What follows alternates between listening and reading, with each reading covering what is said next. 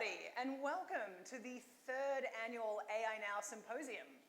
Somehow we've got to 3 already. We are so excited to have you here tonight. It's been an extremely big year. This is our biggest gathering. This is where we talk about what's been happening in AI. We acknowledge good work, and we map some paths forward. And we have a stellar lineup for you tonight, and they're going to be addressing 3 core themes: ethics, accountability, and organizing. Our first panel is going to be on facial recognition and surveillance. The second panel is going to look at the problems of rising inequality, austerity politics, and AI. And then finally, we're going to look at the intersection of research and organizing, and how these can work together to develop stronger accountability and address some of the vexing issues that we've been facing in 2018. So speaking of that, we're going to give you a tour of what happened this year. Now, AI systems have been increasing in power and reach against a pretty stark political backdrop. Meanwhile, there have been major shifts and upheavals in both the AI research field, but also in the tech industry at large. To capture this, we have decided to do something a little different. We're going to visualize for you all of the stories that happened this year. Now, I want to warn you, this is a little overwhelming, and it's designed to be because, well, it's been a pretty endless parade of events this year to keep us busy. But here goes. In any normal year, Cambridge Analytica would have been the biggest story. But in this year, it's just one of many. In fact, Facebook alone had a royal flush of scandals, including, let's go through them briefly, just a sample. A huge data breach in September, multiple class actions for discrimination, accusations of inciting ethnic cleansing in Myanmar in September, potential violations of the Fair Housing Act in May, and for hosting masses of fake Russian accounts pretty much all year round. And we saw Facebook executives frequently summoned to testify, with Mark Zuckerberg himself facing the US Senate in April and then the European Parliament in May. But Facebook was by no means the only one. News broke in March that Google had been building AI systems for the Department of Defense's drone surveillance program, known as Project Maven.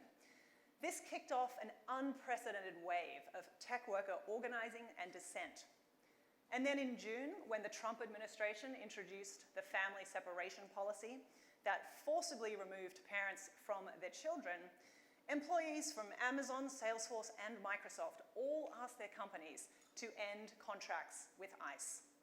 Not even a month later, it was revealed that ICE had tampered with its own risk assessment algorithm so that it could only produce one result. 100% of immigrants in custody would be receiving the recommendation of detain. 0% would get release. Meanwhile, this was a very big year for the spread of facial recognition. We saw Amazon, Facebook, and Microsoft all launch facial recognition as a service, offering plug-and-play models off the shelf. We also learned that IBM was working with the NYPD and that they had secretly built an ethnicity detection feature so that you could search for people's faces based on race.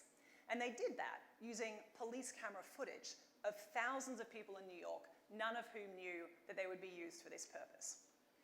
And all year, we saw more and more AI systems being used in high-stakes domains, with some real consequences. Back in March, we had the first fatalities for both drivers and pedestrians from autonomous vehicles. And then back in May, we had a voice recognition system in the UK, which was meant to be detecting immigration fraud, accidentally cancel thousands of people's visas. And then in July, it was reported that IBM Watson was producing inaccurate and sometimes dangerous cancer treatment recommendations. Now, all of these events have been pushing a growing wave of tech criticism, which is focused on the unaccountable nature of these systems. Some companies, including Microsoft and Amazon, have actually made public calls to have regulation of technologies like facial recognition, and that's a first. Although, so far, we haven't really seen any real movement from Washington. Waiting on that one. So that's a tiny sample of what has been a hell of a year.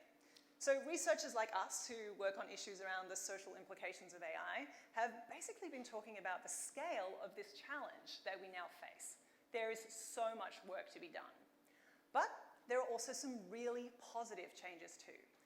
We've seen the public discussion about AI mature in some significant ways. So 6 years ago, when I was reading papers from people like Kate and Cynthia Dork on the topic of bias in AI, these were outlier positions. Even 3 years ago, when Kate and I ran our first AI Now Symposium, some of you may have been there, this was not a mainstream topic. But now it's pretty standard, right? There are news stories everywhere about the ways in which AI can reflect bias, and they provide us with just so many examples. Like Amazon's machine learning system for resume scanning, which was shown to be discriminating against women, to the extent that it was actually downranking CVs simply for containing the word woman. Then, back in July, the ACLU showed how Amazon's new facial recognition service incorrectly identified 28 members of Congress as criminals.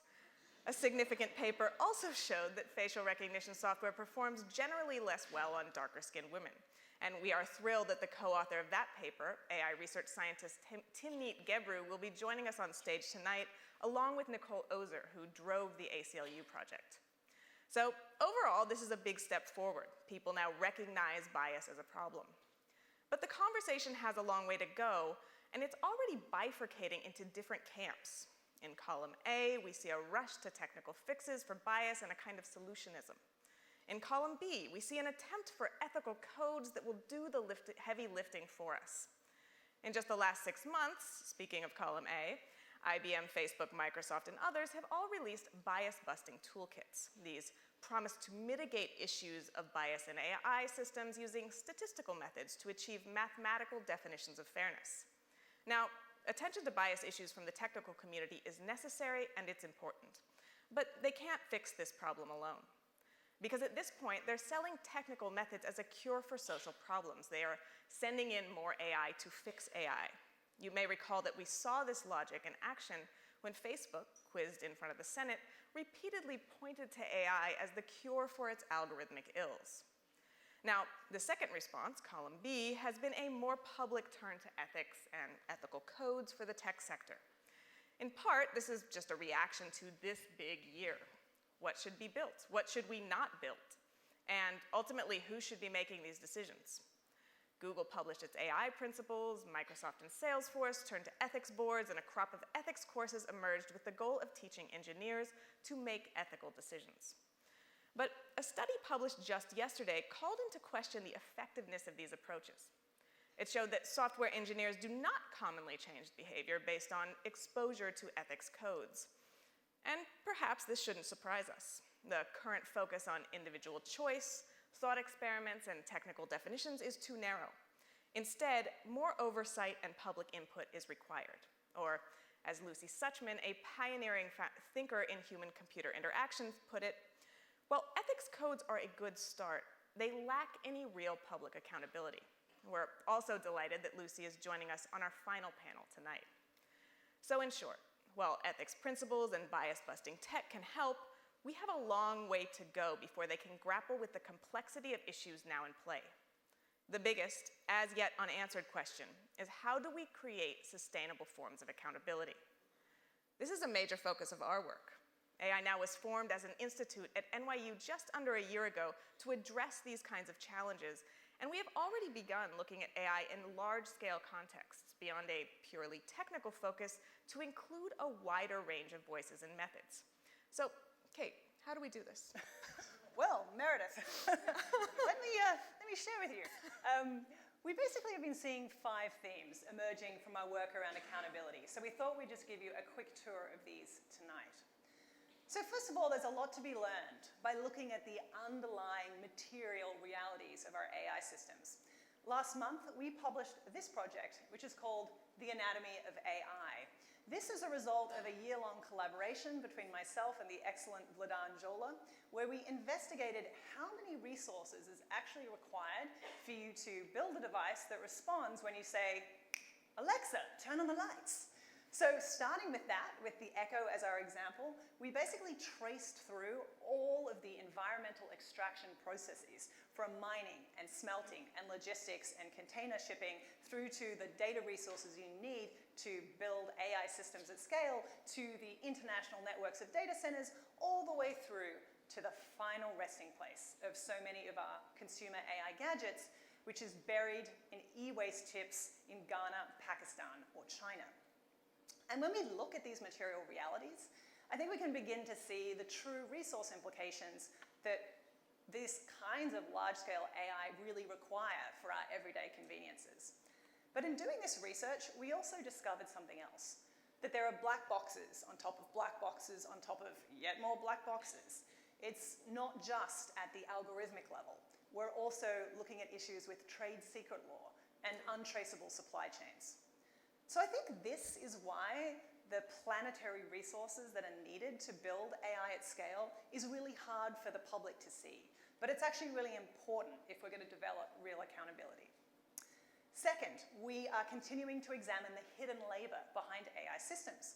Now, lots of scholars are working on this issue right now, including people like Lily Irani, Ma Hicks, and we are delighted that tonight we have Astra Taylor with us, who coined the term photomation for those systems that claim to be seamless AI, but can only function with huge amounts of click worker input.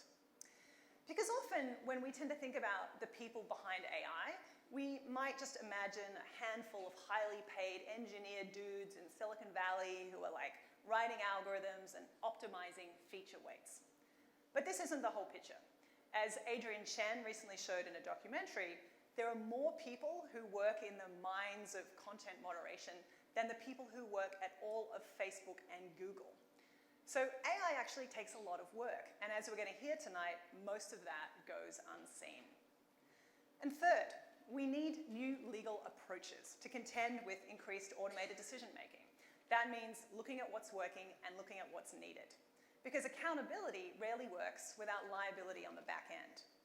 Now, there have been some breakthroughs this year. We saw GDPR, which is Europe's General Data Protection Guidelines, come into effect in May. And New York City announced its Automated Decision Task Force, the first of its kind in the country. And then California just passed the strongest privacy law in the US. Plus, there are a host of new cases taking algorithms to court.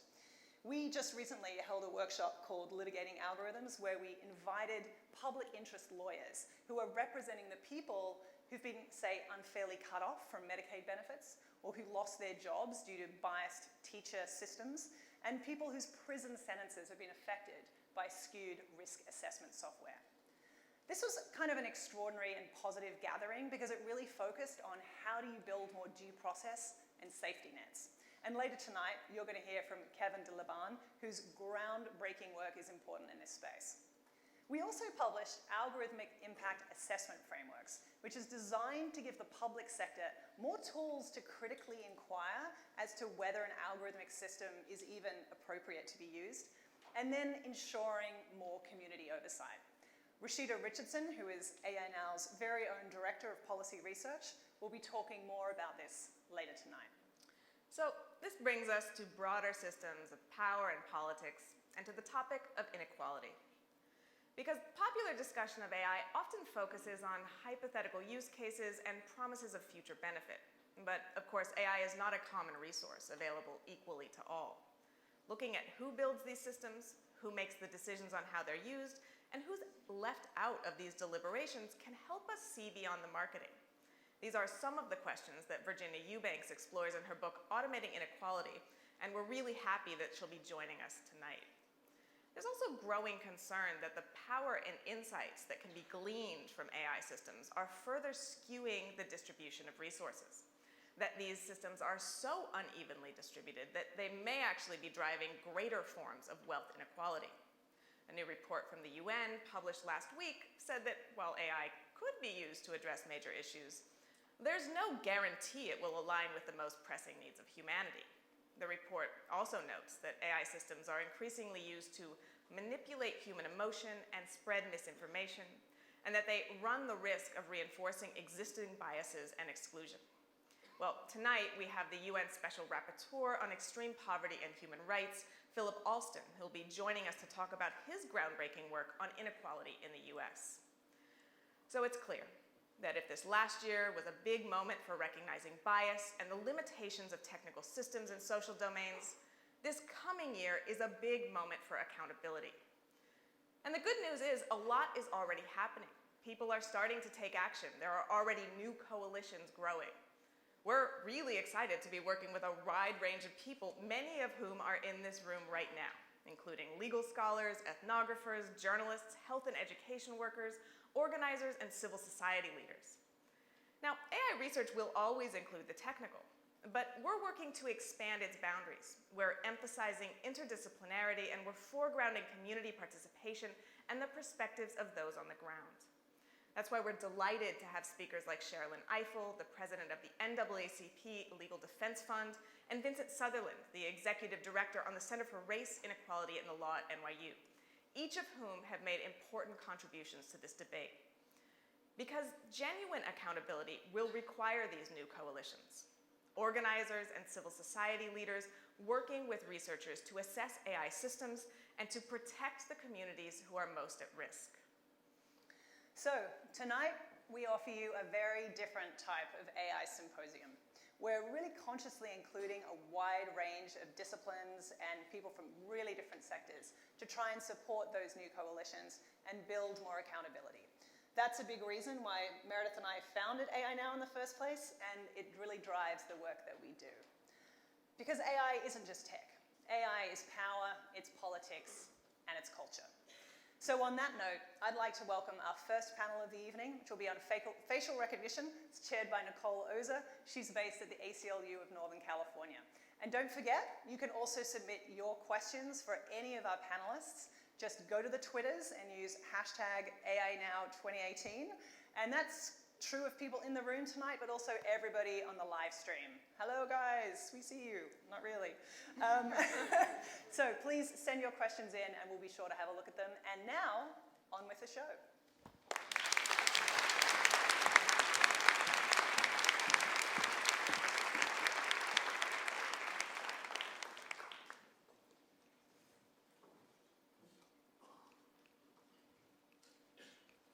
Good evening, everyone. I'm Nicole Ozer. I'm the Technology and Civil Liberties Director at the ACLU in California. Since 2004, I have led the organization's cutting-edge work in California, working in the courts, with companies, with policymakers, and in communities to defend and promote civil rights in the digital age. Our team has worked to create landmark digital privacy laws like CalECPA. We've developed surveillance ordinances passed in Santa Clara County and Oakland and in communities across the country. We've worked with partners like the Center for Media Justice and Color of Change to expose and stop social media surveillance of Black activists on Facebook, Twitter, and Instagram. And most recently, we have started a national campaign to bring attention to the very real threats of face surveillance. So tonight, we are talking face surveillance, and of course, I can't think of a more timely topic. For some quick background, the ACLU has long opposed face surveillance. We've identified it as a uniquely dangerous surveillance form and a particularly grave threat because of what it can do to secretly track who we are, where we go, what we do, and who we know, and how it can be built so easily layered on to existing surveillance technology, and how both data incentives and societal incentives really combine to make it ever more dangerous once it gets a foothold. And also how it feeds off and exacerbates a history of bias and discrimination in this country. Professors Woody Hartzog and Evan Selinger recently wrote, "Imagine a technology that is potently, uniquely dangerous. Something so inherently toxic that it deserves to be rejected, banned, and stigmatized. It is facial recognition. And consent rules, procedural requirements, and boilerplate contracts are no match for that kind of formidable infrastructure and irresistible incentives for exploitation." This past winter, our ACLU team in California discovered that the future is now. that face surveillance that had been thought of as a future technology was now being quietly but actively deployed by Amazon for local law enforcement. Amazon's recognition product promised locating up to 100 faces in a picture, real-time surveillance across millions of faces, and the company was marketing its use to monitor crowds and people of interest, and wanting to turn officer-worn body cameras into real-time roving surveillance. When we discovered the use of this technology, we were shocked to find that nothing was in place to stop it from being used as a tool to attack community members, to target protesters, or to be used by ICE, which we already know has been staking out courthouses, schools, and walking down the aisles of buses to arrest and deport community members. A coalition of 70 organizations came together this past spring, civil rights organizations, racial justice organizations, immigrants' rights organizations, to blow the whistle and to start pushing Amazons to stop providing face surveillance to the government. Our coalition call was quickly echoed by institutional shareholders, 150,000 members of the public, some of you, maybe some of them, hundreds of academics, and so far more than 400 Amazon employees themselves. The ACLU also reinforced the public understanding of the dangers of face surveillance by doing our own test of Amazon recognition. We use the default matching score that Amazon sets inside its own product and that we know that law enforcement has also used. The result? Amazon recognition falsely matched 28 members of Congress and disproportionately falsely matched members of color, including civil rights leader John Lewis. The Congressional Black Caucus and numerous others have expressed deep concern and have been asking Amazon for answers they largely have not gotten. The reality is that we only know the tip of the iceberg, how the government, particularly in the current political and social climate, is gearing up to try to use face surveillance to target communities. And we don't know what companies, both large and small, are doing and specifically not doing to protect community members. So that brings us to tonight's very timely discussion. First of all, I want to thank AI Now. ACLU is a founding partner of AI Now, and their research is helping to further inform some of this very important work. And I also want to thank them for the immense privilege of being here tonight to discuss this critical issue with Timnit Gebru and Sherilyn Ifill. Timnit is a research scientist at Google AI. She studies the ethical consideration underlying data mining and what methods are available to audit and try to mitigate bias. She's also a co-founder of Black in AI, where she's working to increase important diversity in the field and reduce the negative impacts of bias in training data. Timnit's PhD is from Stanford, and she studied computer vision in the AI lab under Fei-Fei Li. We also have Sherilyn Ifill, the president and director counsel of the NAACP Legal Defense Fund. Sherilyn is only the 7th in history to lead our nation's premier civil rights legal organization. For many in this audience, Sherilyn needs no introduction. So many of us know and admire her as an acclaimed legal thinker, author, and true powerhouse in bringing to light and challenging issues of race in American law and society. So we are in for a wonderful conversation tonight to help us all dig deeply into understanding the broader social context of face surveillance, exploring how it is not about solving a technical matter, but how decisions about the future of the technology and how it is used and not used matters so profoundly to the future of who we are as communities and as a country. And to focus on what power we have, can continue to build, and will need to wield to push back aggressively on threats to the safety and rights of communities. So with that, let's get started. I have the first question for Sherilyn. So face surveillance is a relatively new technology, but it isn't being developed in a vacuum.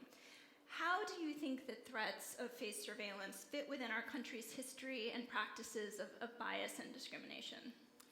Thank you so much, and I want to also thank AI Now for inviting me and for just convening this extraordinary evening and for recognizing the importance of us getting our hands around this critical issue. And I really thank you, Nicole, for teeing up the first question in this way.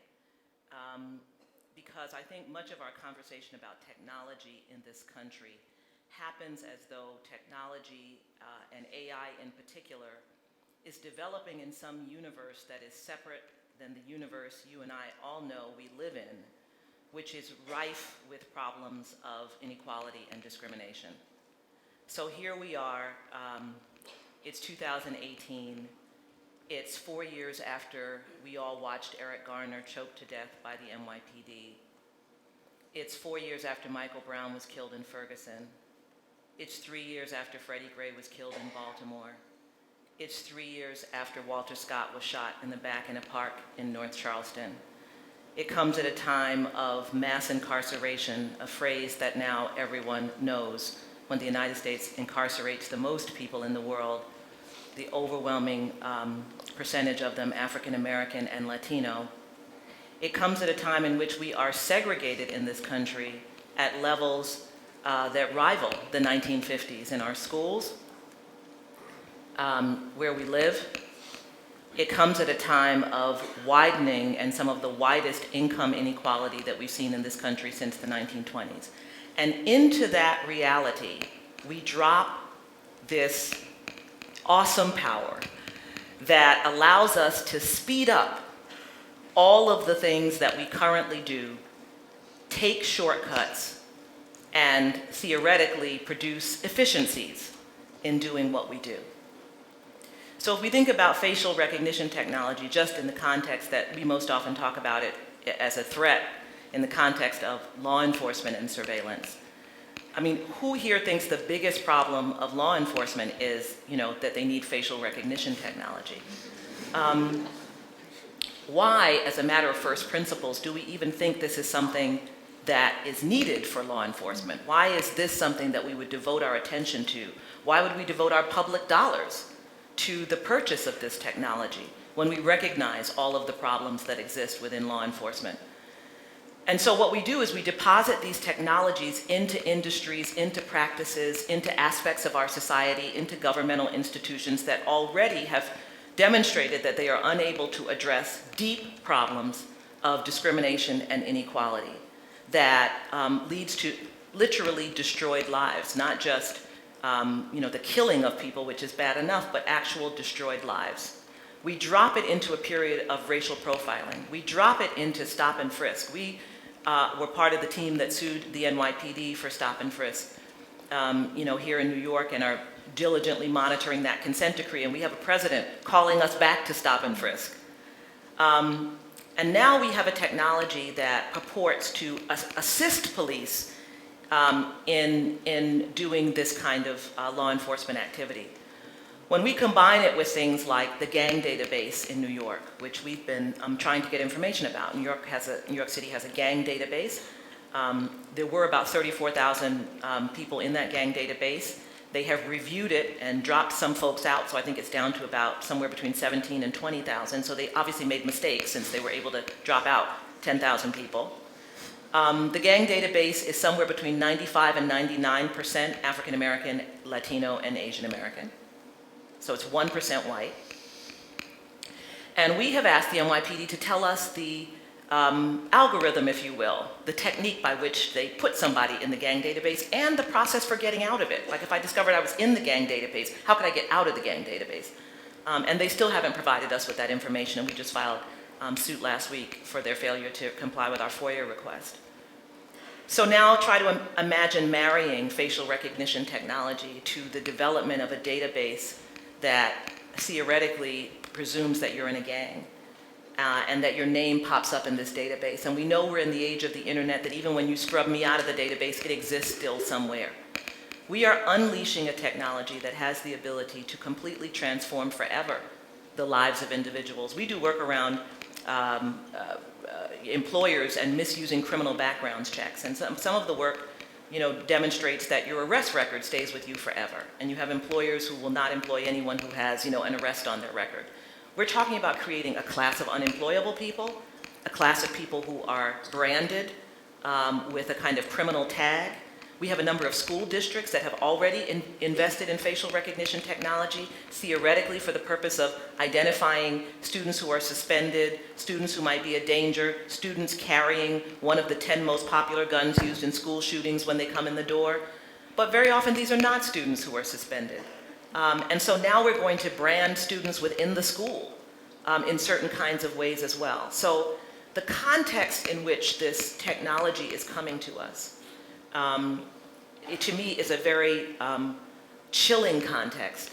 And yet we talk about facial recognition technology and all of the other efficiency algorithms and AI technologies as though they exist, were created, or could be evaluated separately from this very serious context I just described. And in terms of the historical context as well, you know, when I think about history and face surveillance, I often think of the 1958 Supreme Court case, NAACP versus Alabama, where the NAACP was able to maintain the privacy of its membership list really in the heart of the civil rights movement.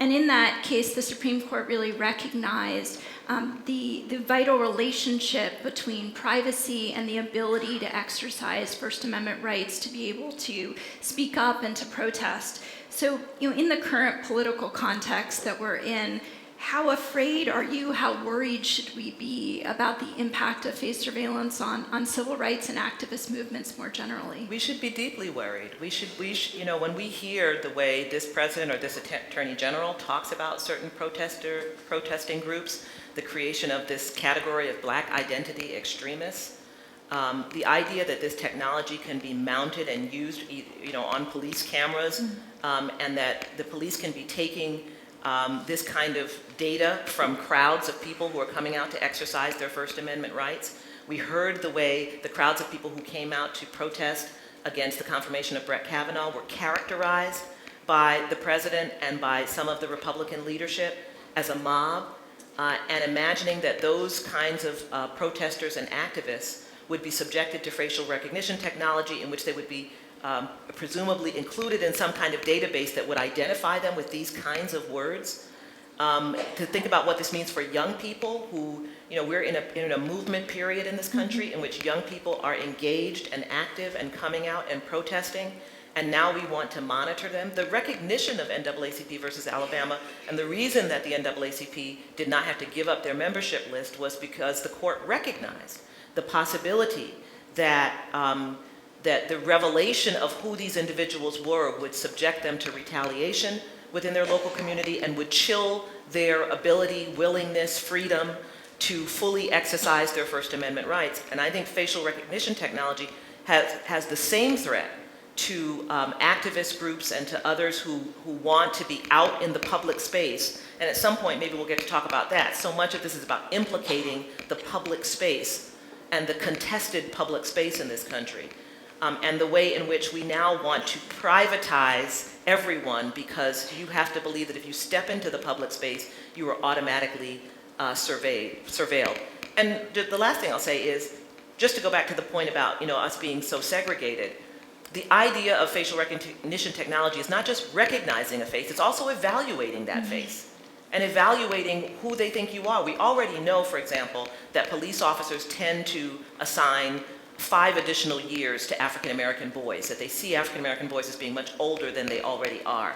Who says that people who have grown up so segregated actually are in a position to evaluate faces, are actually in a position to tell people apart, are actually in a position to know whether someone is a threat or is dangerous? So once we go down this road without recognizing the way in which, frankly, in America, many people who would be using this technology are uniquely ill-equipped to evaluate the face of someone, to recognize and to differentiate between 2 black people or 2 Latino people.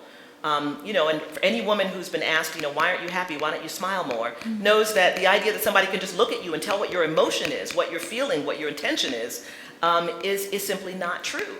And so we should recognize that it's not just that, you know, it's going to click and say, oh, that's Cheryl and Eiffel. It's going to say more than that. It's going to try and evaluate, you know, what my intentions are in that moment. So for Timnit, I mean, we're out protesting. I think that many of us can sort of understand a baseline that face surveillance is different because while you ostensibly can leave your cell phone at home and not be tracked, we can't leave our face at home. But on a more complex level, what do you think it is about face recognition that potentially makes it different, more dangerous, or risky than other AI technologies? Well, I think actually you touched on many of the things I wanted to say. So the first thing is the fact that, for example, you said that it doesn't just recognize you, it evaluates you. And let's think about your emotions. Your emotions are, Rana, who started Affectiva, which is an emotion recognition company, your emotions are some of the most private things that you possess. And so even if it worked perfectly, that would be terrible if you can just walk around and people could now see your emotions. But the fact that it also doesn't work perfectly, but people have what we call automation bias, where they trust algorithms to be perfect, that combination is also bad, right? Because I might be perfectly happy and somebody can say I'm dissatisfied or something like that. I just read recently, so every day I learn something new about where this different automated facial analysis tools are being used. And I forgot the name of the company, that this company was using face recognition, automated facial analysis instead of these time cards. So then they were talking about the potential to then do emotion recognition in aggregate. Then if their employees are not satisfied, they can tell over time, and this is pretty scary, right? So a combination of things. The fact that there are some things that are very private to us that we just want to keep private. Even my research with Joy Bolamini showed that automated facial analysis tools have high error disparities for different groups of people, but at the same time, people also trust them to be perfect. Yes. So I think these three combinations are pretty dangerous. And so speaking of some of sort of that research, there's been a lot of talk about accuracy or inaccuracy and sort of improving its function overall. How does some of this conversation really sort of miss some of the bigger picture around face surveillance? So I think that the fact that we showed high error disparities could start the conversation, right? It's just the same way that the ACLU could show that there were high error rates for some of our members of Congress. Yeah. Right? But that doesn't mean that you should also have perfect face recognition that is being used against mostly Black and brown people, like you said. So these two conversations have to happen in tandem. So for example, for emotion recognition, again, I'll bring up Rana because she's the only person I've talked to about this. She talks about how she started Affectiva to help autistic kids, people with autism. And I've also talked to people who want to work with older people who have dementia and use some of this emotion recognition kind of technology. Now, this could be something good, right? And so in this particular case, you don't want high error rates, you don't want disparity, so this conversation about accuracy should happen. Similarly, there are some other computer vision technologies that are being used for melanoma detection or other kinds of things where, again, you don't want, a skin tone that's very dark to be for the AI technology not to work on it and get misdiagnosed. So that's one. So this conversation about accuracy should happen. But at the same time, it doesn't mean that the solution is to just have perfect accuracy face recognition, face surveillance being used everywhere, right? And you sort of alluded to some of the sort of corporate space. The Face Surveillance Coalition has drawn particular attention to government use, I think, for some good reason.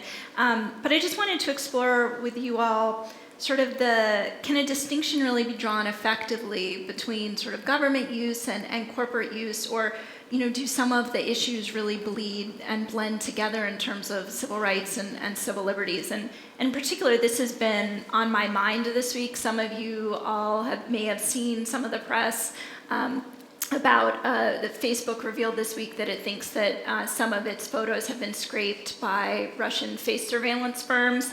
This was an issue that we were particularly concerned about at the ACLU when the Cambridge Analytica story broke, because we know that at around the same time that Facebook provided data for third-party apps, they also started to change their privacy settings and got rid of privacy settings for things like photos. So we've been sort of very attentive to the issue that a lot of sort of those public photos and other types of information could really become a really great space for potentially scraping for face surveillance data. So, what do you all think can and should we be addressing sort of government and corporate issues separately, or do they necessarily bleed together and blend together, and should we be sort of looking bigger picture at some of these issues? Well, I think on the privacy front, they actually blend together. This is part of the difficulty of this work, is that the pathway in is usually one or the other, right? So the pathway in is usually, this is a business, I'm running Amazon, or I'm running Facebook, and it's wonderful, and the owners and the shareholders are making lots of money, and people are using the technology for whatever reason they want to use it, and they're making a personal decision to use that technology, and so that's supposed to cover a multitude of ills, and it's not the government. But we know that the relationship between corporations and the government is often very close. And it gets very close, particularly in times of national security high alert, like post 9/11, right? Where you have, the telephone companies handing over data to the federal government for surveillance and so forth. So we know that there's always this kind of symbiotic relationship between the government and between corporations, and the government relies on corporations to develop technology for the government to use for a variety of reasons. So I don't think that there's some place where it's benign and some place where it's evil.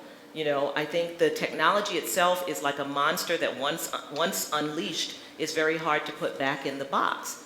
The problem, I think, is that where government stops acting like government and starts acting like it's just another corporation or another client of a corporation. The government's responsibility is to protect the public.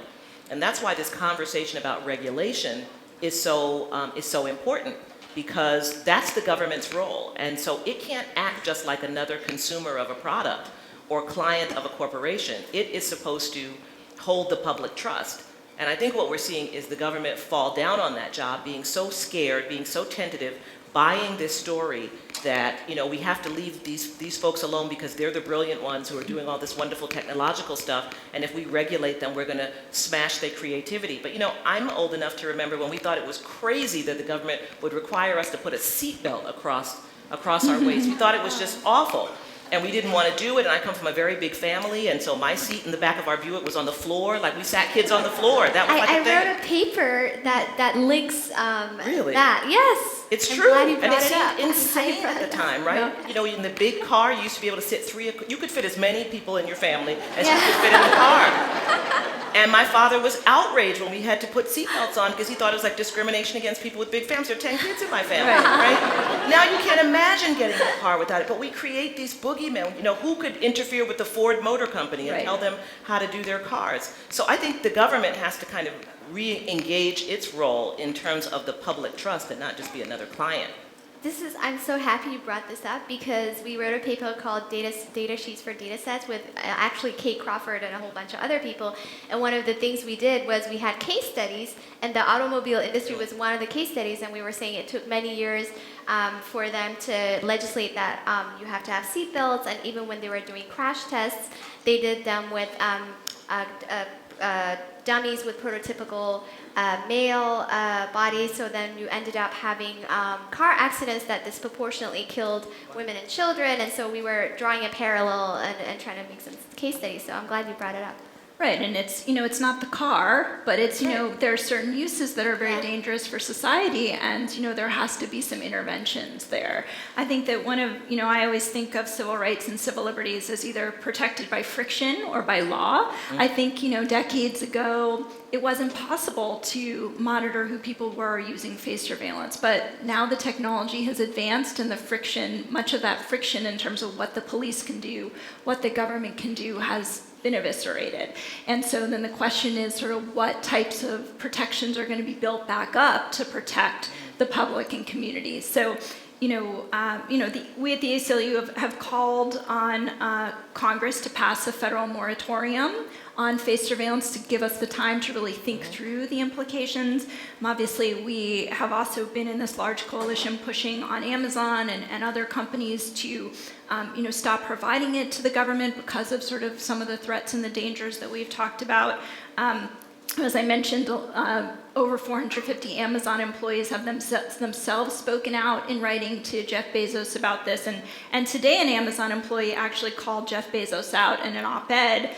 Yesterday when he was on a panel, Jeff Bezos actually acknowledged that this tech could be used by autocrats, but suggests that the company really has no responsibility, that instead we should leave it to society's eventual immune response to address the threats in terms of the real threats to community members. In contrast, Google has new AI principles that specifically say they will not pursue technologies that gather or use information for surveillance, violating international norms or principles of human rights. So with our last sort of couple minutes, for both of you to answer one or both, what do you think some of the responsibility of companies is? What should they be doing, and what should lawmakers be doing? Well, I'll talk specifically about companies, and then you can talk about lawmakers maybe. But I think what happened at Google is an example of the fact that corporations consist of people, and people have values, and people can agitate, and people can change the course of things. And so I think people in corporations need to remember the fact that they have these values and that it's their responsibility to agitate for change. So I'll just keep it there. I think the government has the long view, and they hold, in many ways, the responsibility of communicating history to corporations and other companies that are developing technologies and setting up the guardrails. So, if we think about platforms like the internet, for example, these are public spaces that have been created. They're virtual, but they've been created. We know what has happened in the physical public space historically in this country. We know that most of our civil rights movement was a fight over dignity in the public space. That's a lesson, right, to communicate as you think through how you're going to engage that new technology. And the same is true for facial recognition technology. If we think about racial profiling, for example, and so forth, it's the government's obligation to recognize that those kinds of pitfalls exist and to compel corporations to adhere to some kind of regulatory scheme that guards against what we know are the excesses of every system. We're doing the same things over and over again. There's certain themes that are recurring in American public life. Racial discrimination is one of them. So the idea that we're going to create some new technology and we don't have to worry about racial discrimination is absurd. And so the government has to take responsibility for that. I think that that's a really good segue into our audience question.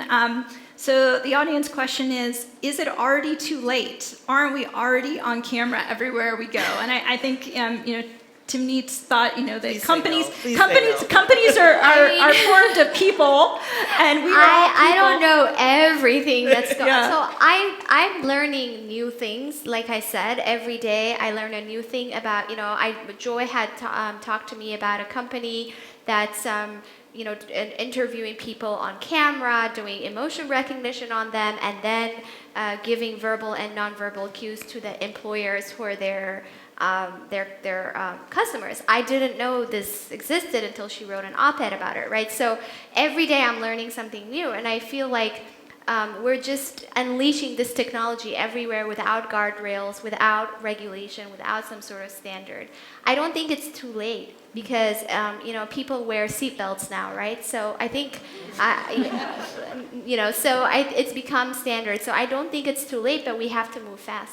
Yeah, and tens of thousands of people were killed in cars before there were seatbelts, and it wasn't too late when we finally got seatbelts. You just do what you have to do at the time that you can. But I do think we have to jump ahead of it because what's dangerous about all of this is how deeply embedded it can become. That's part of why we don't know, because it's so easy to slip in and to embed in a variety of contexts, in the employment context, in the law enforcement context, and then it's hard to get it out. So that's why I do think there's a sense of urgency that we have to move very, very quickly. You know, I agree, and I mean, sort of just what I've seen in the past 6 months is the ACLU has been working in this coalition to really blow the whistle on these issues and bring a lot of national attention. The fact that there has been such a great response and that people have been moving with haste to sort of really start to address these issues. I think Kate and Meredith talking about sort of all that's happened in this past year where so many people are sort of waking up to these issues.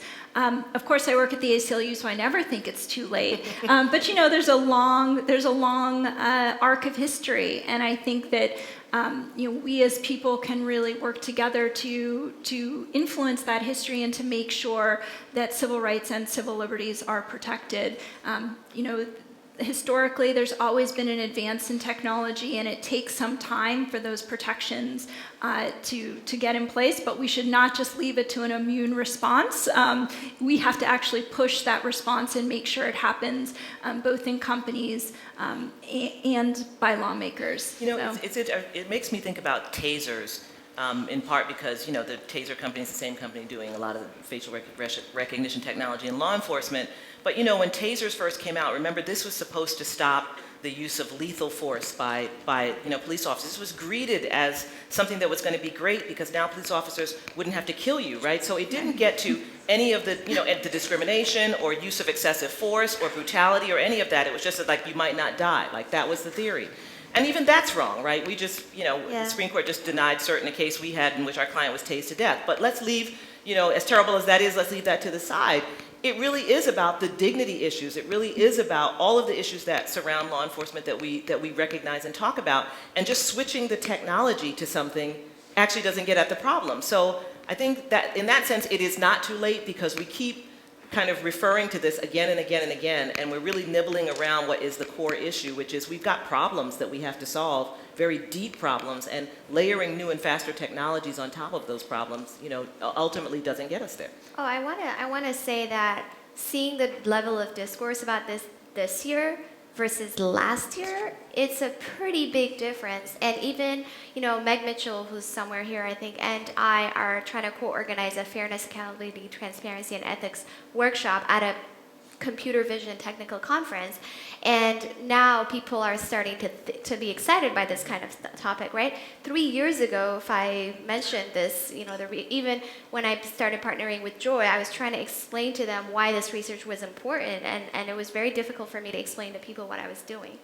So I think there's a glimmer of hope there. No, I think there absolutely is, and you know, action and involvement by everyone in this audience, and hopefully everyone who's watching us, does make a huge difference. Our ability to sort of change the narrative, change the trajectory in the companies and by lawmakers really is based on sort of how many people speak up and work together on these issues. So I am optimistic. I think that we can really do some important work here, and the last 6 months have just reinforced that. So I want to thank our panelists so much for joining us tonight, and I want to thank you all for coming. And now it's time for our first spotlight of the evening. So thank you very much.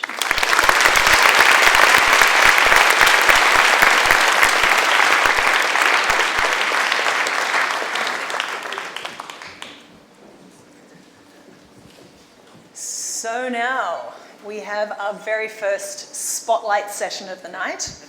This is where we invite people whose work we admire, and then we punish them by asking them 3 questions in 7 minutes. So it's very much a high-speed, high-stakes game, but I couldn't be more delighted to be sitting here with Astra Taylor. Many of you know her. She's an author, she's a documentary maker, she's the co-founder of the Debt Collective. She also has a new film called What is Democracy? It's opening in the US in January. Yes, in January, just around the corner. And she also coined, I think, this really useful term called photomation in an essay in Logic magazine. So I thought we might start there and ask you, what is photomation, and how do you find the faux in AI? Yes, we have to be clear that it's F-A-U-X. Right? Yes, faux, in the French way. Photomation. So, you know, I have been writing and thinking about technology issues and economic inequality through my work organizing, so thinking about labor, thinking about debt. And so I wanted to come up with a term that would name this process, right? The fact that so much of what passes for automation isn't really automation. And so I think we can, I'll give a little definition, which is photomation is the process that renders invisible human labor to maintain the illusion that machines and systems are smarter than they are. So you gave some great examples already in your introduction, right? We can think about all the content moderators and digital janitors who are cleaning the internet and making it a space that we actually want to be in. They're egregiously underpaid. They often work overseas. We can of course think of Amazon Mechanical Turk and their kind of cheeky slogan. They kind of admit it, right, with artificial intelligence. Yeah. But the same labor issues are at play. I mean, frequently there are articles exposing the fact that your digital assistant that you thought was a bot is actually a terribly underpaid human being doing a mind-numbing task. Yep.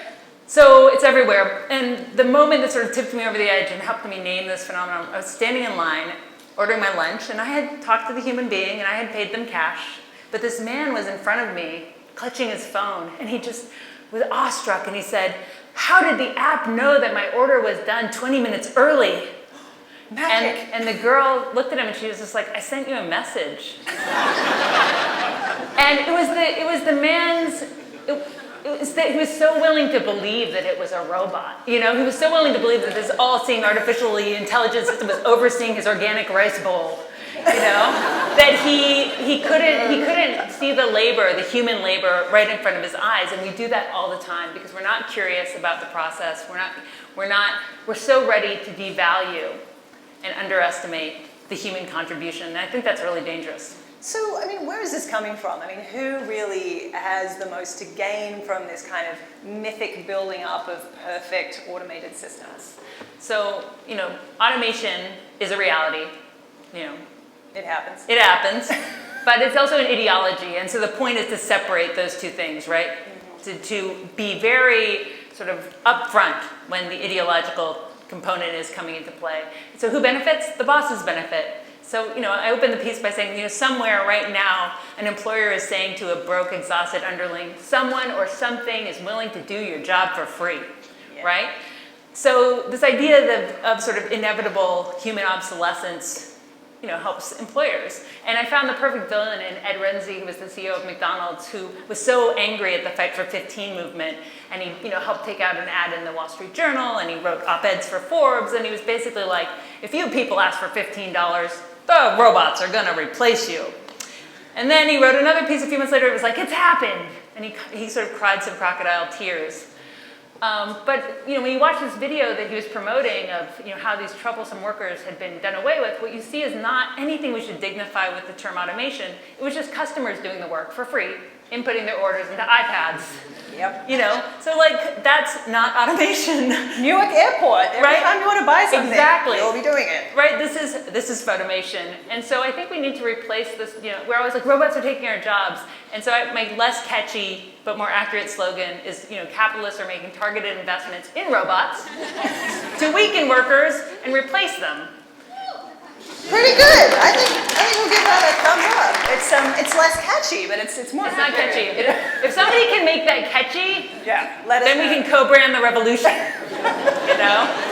Exactly. Exactly. Yes.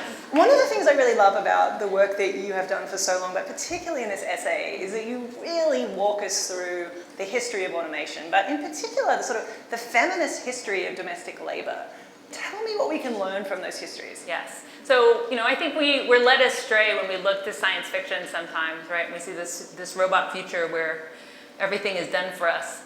And I'm saying, instead of looking at that, the people who can kind of give us insight are actually socialist feminists. Because women have a long history of being sold domestic technologies. There's a great book called More Work for Mother about how these labor-saving devices actually just sort of ramped up the cult of domestic cleanliness, and these tools actually created more and more work. But it's a deeper insight. They offer a deeper insight than that. And the socialist feminists, they're wrestling with the question of what is work, right? And they're observing the fact that capitalism sort of grows and sustains itself by concealing work and not paying for as much of it as possible. They don't want to pay. Capitalists don't want to pay the full value of work. And so you can picture two assembly lines. One is like the assembly line of a factory or the coffee shop you're going to where you're involved in monetary exchanges. And the underlying assembly line is all the work that is done to reproduce daily life and to make the workers who can then work those jobs for wages. So women have always been told their work doesn't matter and that it doesn't deserve a wage, right, because it's uncompensated. And so I think there's something there for us, right, as we're told that there's going to be this future where there's no work for humans to do. And this insight was really made palpable to me. I was in a lecture given by Silvia Federici, who's this amazing scholar who's also features very prominently in my film, What is Democracy? And this grad student, she was talking about reproductive labor and the value of it, and this grad student very earnestly said, okay, but aren't we heading to a future where there will be no jobs? And sort of conjured Marx's reserve army of labor and this image that we would just all be sitting there like with nothing to do, just on the margins. And Sylvia's response was really bracing, and she just said, don't let them convince you that you're disposable, right? Don't believe it. Don't believe that message. And I think that there's a really valuable point there, because if the automated day of judgment were really nigh, they wouldn't have to invent all of these apps to fake it. As you would imagine. I want to point out that not only did you manage to arc from McDonald's to Silvia Federici, but you did it in exactly 7 minutes. So can we please applaud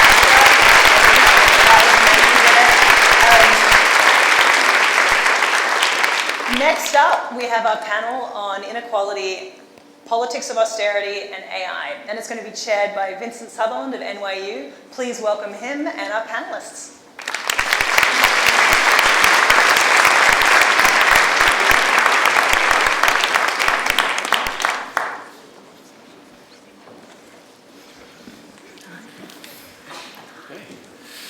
Good evening, everybody. My name is Vincent Sutherland. I'm the Executive Director of the Center on Race, Inequality, and Law here at NYU School of Law.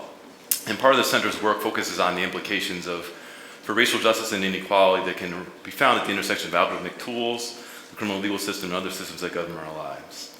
I also serve as the Criminal Justice Area Lead for AI Now, and it's because of both of those roles I'm really thrilled to be part of this evening's conversation with our panelists, both of whom are at the forefront of work being done on AI and automated decision systems at a time of rising austerity, inequality, and quite frankly, turmoil.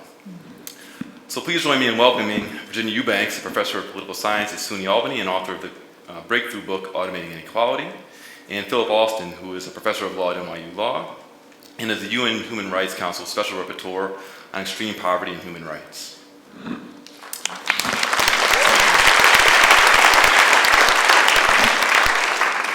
So, Philip, let me start with you. In your UN report on extreme poverty in the United States, it was the first in such a venue to really include AI in the conversation about inequality. Why was it important for you to do that in this report? Well, my focus is on the human rights dimensions of these issues. In the AI area, we're well accustomed to talking about inequality, relating it to the impact of automation, the gig economy, and a range of other issues, but I don't think the human rights dimension comes in very often. I tend to see it in something of macro-micro terms. If you're looking at inequality, then it's a macro focus. What sort of major government policies or other policies can we adjust in order to improve the overall situation? But if you do a human rights focus, then you're really going down to the grassroots. You're looking at the rights of the individual who is being discriminated against, usually for a whole range of different reasons, or who's simply been neglected. And I think one of the problems is that there's neglect on both sides, that the AI people are not focused on human rights. There's a great tendency to talk about ethics, which of course is undefined and unaccountable, very convenient. And on the human rights side, there is a tendency to say this stuff is all outside our expertise and not to really want to engage with it. So in my report on the United States, done at the end of last year, I made a big effort to try to link the issues of inequality, human rights, and the uses of AI. Great.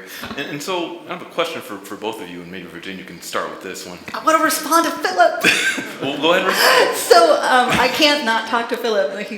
This report was so important, and I think it's so crucial to, particularly to movement organizing in the poor people's movement, to have this kind of vision of the United States with 43 million poor and working folks who are really struggling to meet their needs day to day, and are finding that these new tools often create more barriers for them than lowering those barriers. And one of the things that I think is so important about what Philip just said is that we often, particularly in my work in public services, these tools get integrated sort of under the wire in a way, because we see them as just being administrative changes and not as these consequential political decisions.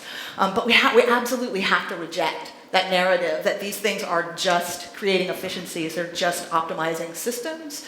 We are making a profound political decision every time we say, for example, we have to triage. We don't have enough resources, and so we have to make really hard decisions, and so these tools will help us make those decisions. Like, that's already a political choice that buys into this idea that there's not enough for everyone, and we live in a world of abundance, and there's plenty for everyone. Right. So I think that's so important to point out, so I just wanted to respond. Yeah. Well, Thank you. applause lines are fine. Applause is good. Applause is good. But what does that look like on the ground? Like, what types of things are you seeing? What types of things have you seen over the last year? What do you see kind of going forward that really kind of scares you when we think about automation and inequality and that relationship between the two? Yeah, and Philip and I had a conversation about this a little bit earlier today, and I think one of the things we talked some about was how important it is to be listening to people who are facing the most direct consequences of these systems directly. I think sometimes we tend to talk about these systems as if the harm might potentially come sometime in the future in this abstract way, in this thought experiment kind of way. But the reality is these systems have been integrated into public assistance at least since the early 70s, and they're having effects on people right now in really profound material ways. So for folks who aren't familiar with the book, Automating Inequality, what I do is for the last 8 years, but more intensely the last 3 years, have looked at the way that new automated decision systems are being integrated across public service programs in the United States. And I look at three in the book. One is an attempt to automate and privatize all of the eligibility processes for the welfare system in Indiana. One is an electronic registry of the unhoused called the Coordinated Entry System in Los Angeles. And the third is a statistical model that's supposed to be able to predict which children might be victims of abuse or neglect sometime in the future in Allegheny County, which is the county where Pittsburgh is in Pennsylvania. And what I saw is, despite the fact that there are some incredible potentials to integrate services, to lower barriers, to provide easier access to social services in this country, because these tools are built on this, what I think of as like the deep social programming of the United States, which is deep economic division, a deep and long history of murderous racial discrimination, that rather than creating tools to ease the burden of applying for public assistance, we're creating tools that divert people from the resources they need, they're legally entitled to, and they need to survive and protect their families. That the tools often criminalize people as part of their process of deciding who is deserving enough to get access to their basic human rights. And then in the end, all the data that's collected through those processes are used to create crystal balls about who's going to be risky in the future in order to rationalize denying them resources now.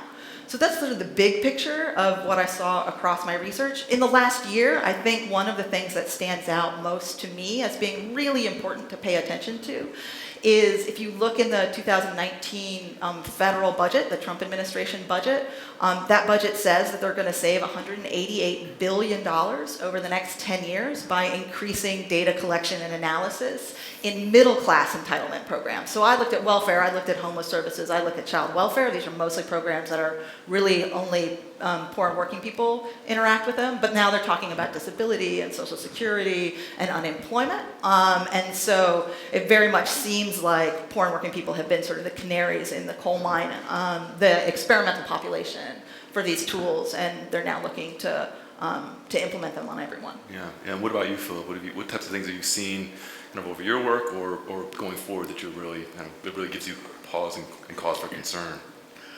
Well, I mean, I'd echo what Virginia said a moment ago in terms of both of the points she made. First of all, I think it is extremely important, particularly for an audience interested in AI, to recognize that to the extent that we take a social welfare system, a system for social protection, and think that we can simply put on top of that AI-type techniques which will make it more efficient, more effective, and so on, what we're doing is doubling down on injustices in a great many ways, because the system is based on racial discrimination, is based on gender discrimination, is based on discrimination against nationalities and so on, a whole range of different problems which are not being addressed. And the people who are promoting most the efficiency motif are those who want to slash the programs. So I think there is an affirmative responsibility on AI people not to say, hey, we're just the tech people, what can we do for you? Where do we put our product? You've got to start thinking proactively. How can we build this in? How can we point out to those who are hiring us what the existing problems are? And the second point, of course, I think is very straightforward. As Virginia said, what we're going to see, it's going to come to a theatre near you, in fact, a house near you, in fact, your apartment, before too long. Because after the midterm elections, what the administration has been doing in the last 2 years is to build up this massive deficit. And we know there's only one way available to solve that deficit. It's going to be cutting middle-class entitlements. And all of the pioneering experiments that are being done on the poor right now are soon going to be ratcheted up because there have to be massive savings. That's the only place it can come from. You guys are going to be paying for the tax cuts, and we're going to see it in all of the services that are available to us on a regular basis. So I see a year that has been more or less a lead-up, tax cut on tax cut, and tax cuts can only go in one direction, that you have absolutely miserable public services, social services. You have a much greater burden placed on women in particular, because they're the ones who always have to pick up the slack when the state pulls back. And there's just going to be this huge push to say it's unavoidable. We're sorry, it's got to happen. Mm-hmm. Right. And so, Philip, if we were, I mean, you mentioned earlier on about kind of taking a human rights approach or human rights framework. What would that look like if we were talking about AI and automation to kind of push back against some of this stuff? Well, I mean, I think talking to an American audience, one has to be a little bit sensitive about talking about what we in the rest of the world, call social rights. In other words, the right to eat, the right to live in a house. Are you a communist? I have been accused of this in the past. Next thing she'll be talking about a right to health care, but I'm not going to go down that sort of road. So, I mean, I think if we take the standard American rights in the Bill of Rights and so on, you've obviously got a whole range of non-discrimination issues. But you've also got equal protection, due process, and so on. All of those rights are heavily implicated. And I think at present, to go back and repeat the point I made earlier, what I always see in the AI literature these days is ethics. I want to strangle ethicists. No, I shouldn't say that. I'm a human rights person. But no, and I don't really mean it, but it is true that ethics are completely open-ended. You can create your own ethic. But human rights, you can't. They're in the Constitution, in the Bill of Rights. They've been interpreted by courts. There are certain limits. And until we start bringing those into the AI discussion, there's no hard anchor. Yeah. So I think one of the things that's really important that I heard over and over again when I was doing the reporting for the book, from the point of view of administrators and designers of these tools, was they would say to me that these systems are, potentially regrettable but necessary systems of triage. that we just don't have enough resources, we have to make these really difficult decisions, and these tools help us make them more fairly. And again, this is one of those political decisions I was talking about at the top of our conversation, which is triage is actually really bad language to use to describe what we're doing, because triage assumes that there are more resources coming. And if there aren't more resources coming, then what we're doing is not actually triaging, we're not diagnosing, we're rationing. And so we should call it what it is, which is we are automating systems of rationing resources, of rationing people's access to our shared, our shared wealth. And I think it's incredibly important to think beyond these values of efficiency and optimization to some of these principles that are enshrined in the economic human rights, the Declaration of the Universal Declaration of Human Rights, and other things. And as an American, I can also say that I don't care if we've signed on the dotted line. I'm willing to say that as a political community, we're allowed at any time to say there is a line below which nobody goes for any reason. That nobody starves to death in the United States, that nobody sleeps on the street in a tent for 10 years in the United States, and that no family is broken up because they can't afford a child's medication, right? I feel like that's pretty baseline stuff, and I think one of the things we need to do before we see better tools is to get there, is to get our sort of souls right around what we're doing to each other. Yeah, and so I mean, I'm wondering kind of how does this trend toward automation fit into the larger historical trend around automation and inequality? I mean, can you speak to that at all? Is this not, because this doesn't seem like the first time this ever happened where kind of technology has squeezed people? Yeah, so I use this metaphor in the book of the digital poorhouse. And I do that really intentionally because I feel like the tools that I'm seeing in public services are really more evolution than revolution. And that the sort of deep social programming of these tools goes way, way back in our history, at least as far as the actual brick and mortar poorhouse. And the reason that moment's really important is, so there was this huge economic depression, the 1819 depression. Economic elites got really freaked out because poor people were organizing and demanding things like food and houses. So they did what economic elites do, and they commissioned a bunch of studies, and the question that the studies were supposed to answer is, what's the problem? Is it poverty, the lack of resources, or is it what they called at the time pauperism, which is dependence on public benefits? Does anyone want to guess what they decided, what the reports came back? The latter, yeah. So they decided the problem was the dependence on public benefits, not poverty itself. And so they built these brick and mortar institutions that basically the trade-off was, if you're going to request public services, you have to move into the poorhouse in order to receive them. And this is 1820, so not everybody had these rights, but you had to give up your right to vote, your right to hold office, your right to marry, and often your children in order to enter the poorhouse. And the death rates of some of these institutions was something like 30% annually. So a third of people who went in every year died. So this was no joke. This is a really horrifying institution in many ways. And I really think this is the moment in our history that we decided social service programs' first and most important job is to do a kind of moral diagnosis, to decide whether or not you're deserving enough of help, rather than going in the direction of universal floors, which is what happened in many places around the world, but not here. And so that feels to me like the very deep programming that underlies these new tools. And if we don't explicitly address it by instituting sort of equity gears in this machine, then we're just going to amplify and speed up those processes. Yeah. And I'm wondering kind of where does race fit into all this? Because I know we've touched on it a little bit here, but I'm curious, Philip and Virginia, how does race kind of exacerbate some of these problems, particularly when we think about automation and inequality?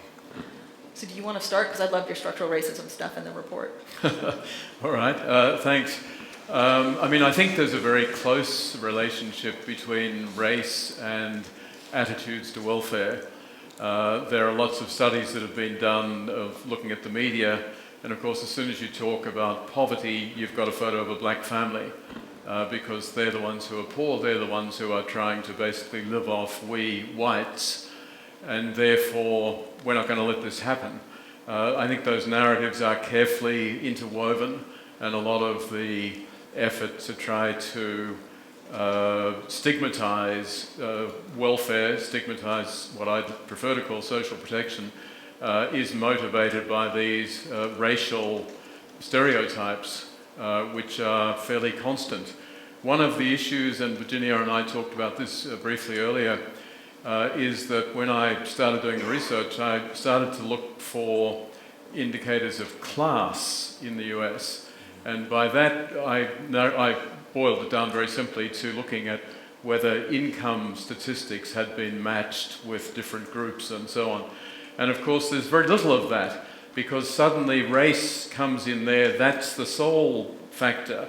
So to the extent that other people are poor, that's not the main focus. And that's good in some ways, because the heritage of racial inequality is so deep and so powerful. But it's also bad because it's, again, sort of stereotyping it. This is something for the black community. It's not for the whole community.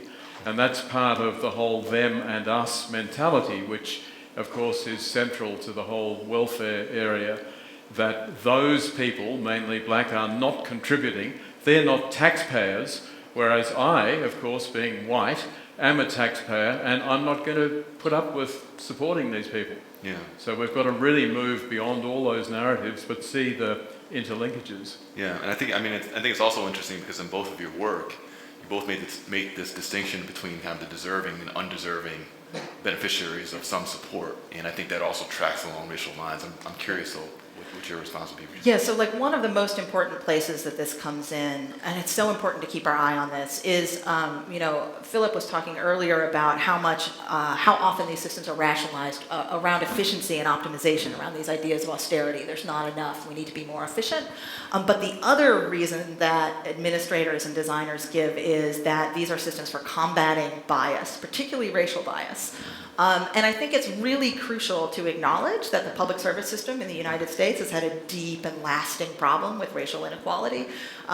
Basically, discriminatory eligibility rules blocked nearly all people of color from receiving public benefits in this country from 1935, when they were established, to 1970, when the welfare rights movement fought back and won against discriminatory eligibility. So one of the things that folks will tell you around why we should move to these tools is because it makes it possible to identify discriminatory patterns of decision-making and pull it out of the system. So it's a bias-fighting machine. So the problem with this narrative is that the assumption is that there's no bias in the computer, which we all, I think this is an audience that knows that we build our biases into machines just as we build them into our children. And also, the problem is about the way bias gets defined in these systems. So in the automated decision-making systems that I worked with, that I reported on, bias there was only understood as like an irrational choice made by an individual. It wasn't understood as a systemic and structural factor. So let me just give you a concrete example. So in Allegheny County, the Allegheny Family Screening Tool, Allegheny County, like just about every other place in the United States, has a serious problem with racial disproportionality in their foster care system. Something like 38% of kids in foster care are black or biracial, and they're only something like 18% of the youth population in the county. So they're at least twice as represented as they should be in that system. So the designers of the Allegheny Family Screening Tool told me, one of the things we can do is keep an eye on these intake screeners who receive reports of abuse and make sure they're not making discriminatory decisions about who gets screened in for a full investigation and who doesn't. The problem is that the county's own research shows that almost all of this disproportion, all of this discrimination is actually entering at a totally different point in the process. So it's not entering at the point where caseworkers are screening calls. It enters at the point at which the community is calling on families. It comes in at referral. So the community reports black and biracial families 3.5 times more often than white families, so 350%. Once that case gets to intake case screeners, there's a little bit of additional discrimination that's added. So screeners screen in 69% of cases around Black and biracial families, and only 65% of cases around white families. But the reality is the great majority is coming in from community referral. And that's not necessarily a data amenable problem. That's a cultural problem. That's a problem around what does a good family look like. And in the United States, that family looks rich and white. And the problem, one of the problems with this is if you're removing frontline discretion from that system, you're actually removing their ability to correct for that massive overrepresentation that comes in at call referral. So what we're doing is using the idea of eliminating individual irrational bias to allow this sort of vast structural bias to sort of sneak in the back door of the system. And I think that's really, really dangerous. Gotcha. So, I mean, I guess that kind of brings me to one other question. Like, is there a way to use these types of tools, these kind of automated systems in some way for good? I mean, I think you both write about kind of the coordinated entry system then with homelessness in LA County, which I think you describe as like the Match.com of homeless services. That's how they describe it. That's how they describe it. I'm not sure. That's not how you describe it. That's how they describe it. Is there a way to kind of use these systems for good, so to speak? And if so, what do we have to do in order to make that happen? Or what do solutions look like, I guess, generally is a better way of asking the question. Philip, I don't know if you have any thoughts. My problem is that, as someone said to me, a homeless person said to me in LA, the solution to my problem doesn't lie in tech, it lies in a house. But it's true. In other words, the basic political decision to provide more money for housing is absent. We're not prepared to pay for these losers, down and out, refuse to work, dirty people to get any sort of housing. So they're off the agenda. That's it. If you start with that, and that's where I think we are, no amount of good intentions, such as the coordinated entry system and so on, saying, okay, we're really going to do this scientifically, we're going to bring in every possible factor, and the decision maker is going to know exactly how to distinguish among the three of us who's the most deserving, etc. The problem is you've got to address that underlying political problem and not think that tech can solve it. Yeah. So just a similar quote from Gary Blasi, one of the folks that I spoke to when I was in Los Angeles. He said, homelessness isn't a systems engineering problem, it's a carpentry problem. And I think that's one of the best lines in the book. I think I often find myself in rooms where it feels like what people want is a 5-point plan for building better technology. And I think there's a lot of room to do that work. I think that's important work. I am also really comfortable spoiling that notion by saying, right, we have some really deep work to do. I think we really have to change the story around poverty in the United States, the narrative we tell. The narrative we tell is that it's an aberration, that it's probably just this small percentage of really pathological people. It is, in fact, the majority experience in the United States. 51% of us will be below the poverty line at some point in our adult life. 2/3 of us will access means-tested public assistance. That's straight welfare. And I think creating space for people to see themselves within the identity of poor as a political identity is really an important part of that work. That's incredibly difficult work because it means you also have to address race and you also have to address gender and you also have to address migration.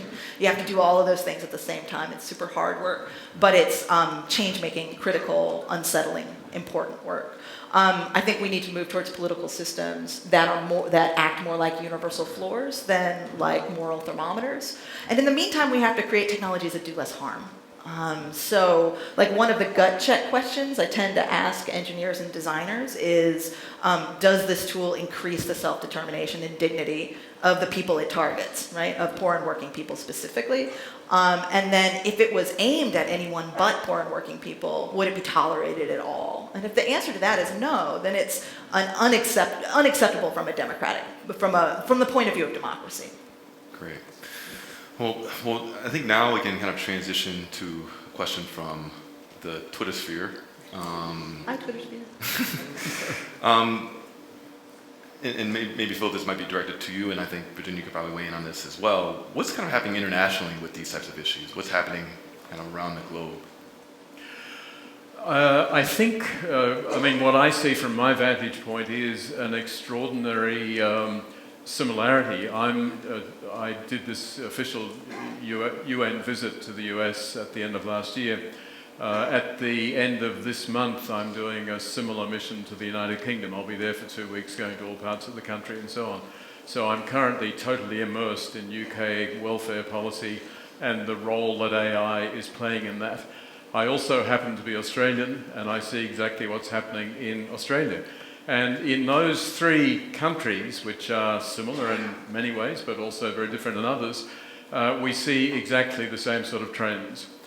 We see the same phenomena in terms of treating welfare, I shouldn't call them that, people like most of us who at some stage need forms of social protection that only governments can provide. I see them being demonized, I see them being stigmatized. I see policies which keep saying the solution, forgive my Australianism, you lazy bastard, is to get out and work. It's employment, it's not welfare, it's not government assistance. But of course, what we're seeing is that even in a full employment economy, and most of those 3 are, the sort of jobs that are being created are not just very precarious in many cases, but very often, by design, do not offer enough income in order for those people to survive. So there are tens of thousands of American military people who are on food stamps. There are 1.5 million retired military people on food stamps. And I met with loads of workers for Walmart and various others who work full-time but need food stamps. And so the narrative which is trying to demonize these people is really problematic. But I just want to say one other thing, which is when you said, what is the role of AI? Virginia and I both answered, well, you've got to go back to basics. You've got to have a serious commitment to welfare before AI can do much. But of course, that's not the answer for this audience, because AI is going to be there. And you can either exacerbate the trends that are going on, or you can call attention to them. You can build in ways of highlighting what the difficulties are, building in ways that highlight the gaps and the vacuums. That's what's got to be done as much as the more creative and innovative ways that you're currently working on. So one of the ways that I tend to try to describe the solution is, we have a tendency to think that designing in neutral is designing fairly. But in fact, designing in neutral gives us no gears to deal with the actual hills and valleys and twists and turns of the landscape that we live in, which is deeply riven with inequalities, right? So it's like building a car with no gears and sitting it at the top of a hill in San Francisco and then somehow being surprised when it crashes at the bottom of the hill, right? So for me, it's about building those equity gears into these systems from the beginning on purpose, bit by bit and bite by bite. And I think a big part of that is really speaking directly to the folks who are going to be most impacted by these systems. I think their voices are too rarely in rooms like this, of the folks who see themselves as targets of these systems. And I think they have the best information about them. And I think they're also the most likely to be accountable for good solutions, good lasting solutions. Yeah, the idea that people who are closest to the problem are most likely to have the best solutions. Yeah. I think that really comes to mind there. One really quick thing, just to wrap up. It seems like kind of automation really undermines the empathy that we need in order to kind of drive home solutions to some of these problems. Would you agree with that? Is that something that you've seen in your work? Yes, so one of the things I talk about in the book is this, one of my great fears is that these systems act as kind of empathy overrides. They sort of act as this relief valve, allowing us to sort of outsource the most difficult decisions we face as a political community to technology. And again, we see that then as an administrative solution and not a political choice. I really think we need to sit with the fact that we're making these choices based on the assumption that there is natural austerity, there's not enough for anyone, and there's nothing we can do. We just absolutely have to challenge that, recognize that we're making political choices, and move on from there. Yeah. Philip, any last word? I mean, I think Virginia's book is absolutely superb in terms of the stories that she tells, the stories that she brings from the ground to really highlight what's going on, and that brings a dimension which is not able to be got otherwise. But the other point she makes about compassion being central to it, you can, as we're doing across the world, privatize a lot of social provision and so on, but you're turning it over to companies that then want to just have a set of boxes to tick. It's not, so tell me, Virginia, how's your husband doing? What's the problem with the children? Is that getting any better? How can I factor that in? And that's what social protection and welfare are really all about, and they can't be done by automation. Great.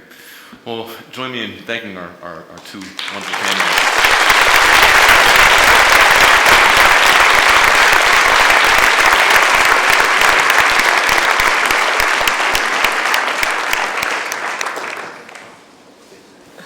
So hi, we're back for our second spotlight session of the night. It is an honor to be here with the lawyer and advocate Kevin DeLevon. He is working with the Economic Justice Group at Legal Aid in Arkansas. And he primarily works with low-income communities on issues around disability rights, health, and education. And I really got to know your work first through the Litigating Algorithms conference where we met, and I was hearing about these amazing cases that you've been working on. But I thought maybe we'd start with our, time on the clock by asking about this extraordinary case you've been working on around Medicaid in Arkansas. Yeah, so legal aid attorneys, we are in the trenches helping people who don't have money and can't afford lawyers with their day-to-day civil legal needs. So it could be domestic violence, or it could be complicated things like health and Medicaid and algorithms. And so folks come to us when there's no other option. So what we were seeing is early 2016, we started getting an inordinate number of calls of people complaining of the same issue. And this is what it was, is Medicaid will pay for a caregiver to come into somebody's home who has physical disabilities and provide care, help with eating, bathing, turning, getting out of bed, and so forth.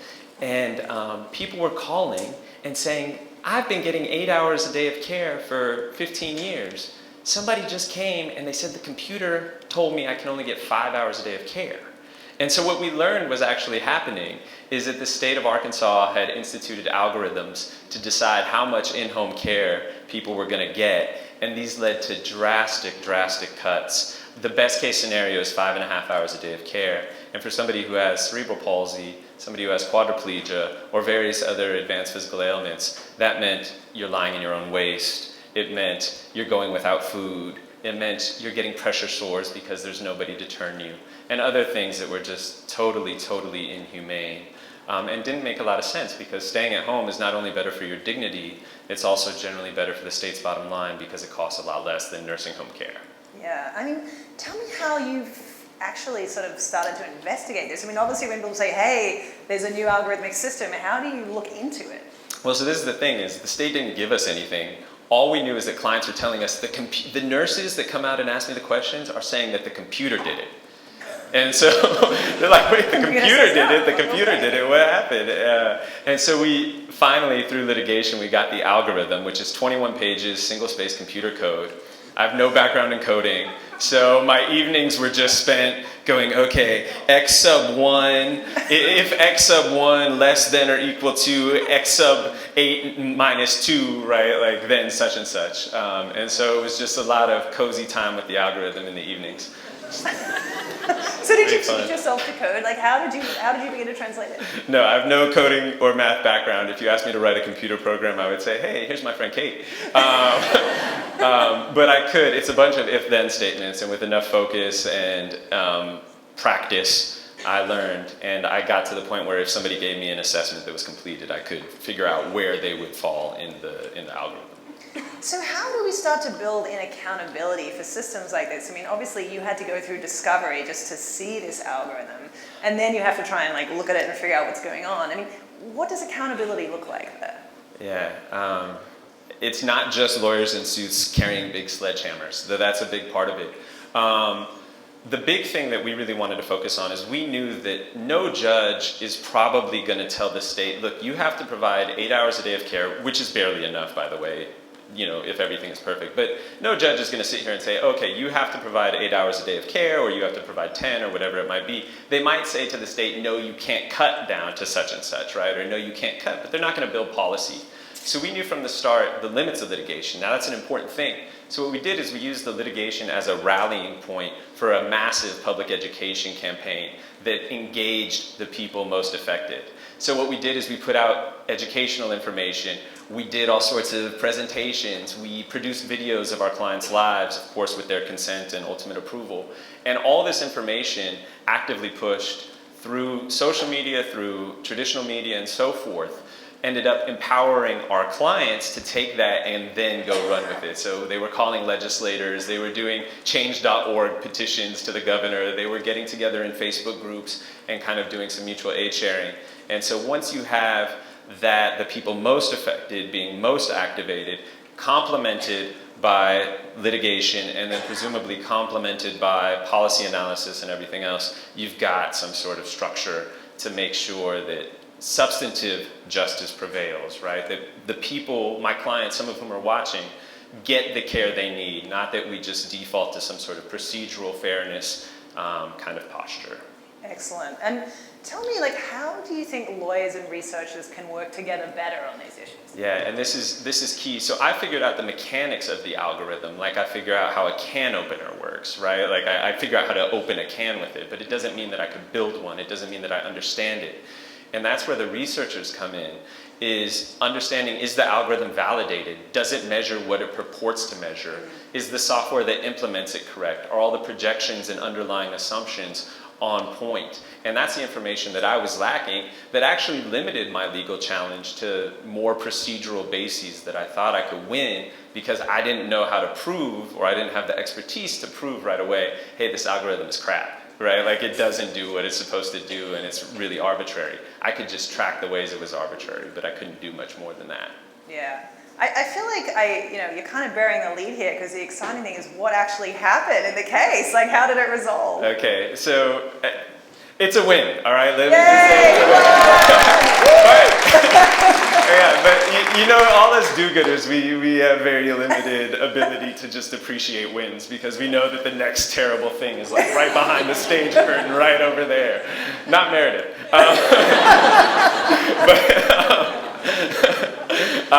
So what we did is we invalidated the algorithm ultimately. Then the state wanted to bring it back because they said, look, we've been using this illegal thing for so long that we have no other way to do it other than to keep using the illegal thing. And they held thousands of people hostage and said, we're not going to provide them services if you don't let us do this. So the legislature let them reinstate it for 2 months. But the legislature also said, this algorithm, which is called RUGS, is not holistic. We don't want it for the people of Arkansas. It's gone. So that algorithm is dead and gone and on its way out. So what's the state going to do in January?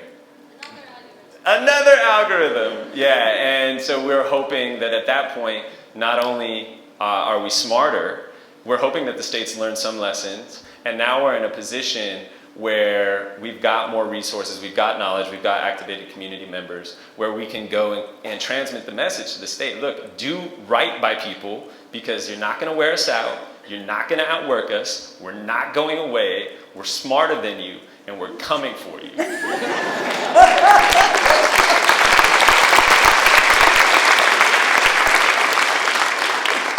It is such a pleasure to hear about this work, and it's really been extraordinary to meet you and so many of the public interest lawyers who are making these differences. Can you please give a big round of applause to Kevin?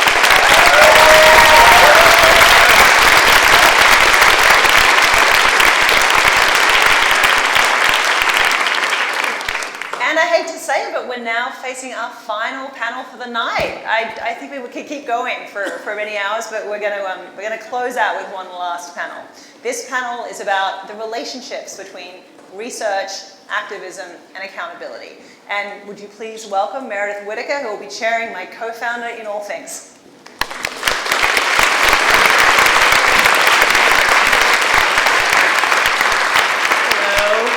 Good evening again. It is a delight to be here on the last panel. As Kate said, we are looking at the intersection of research, organizing, and accountability. As you've seen throughout the night, we have a lot of work to do, right? And while you can spend some cozy time with the algorithm in the evening, which may be your cup of tea, that's not going to give you the whole picture about the social implications and the social role of these systems.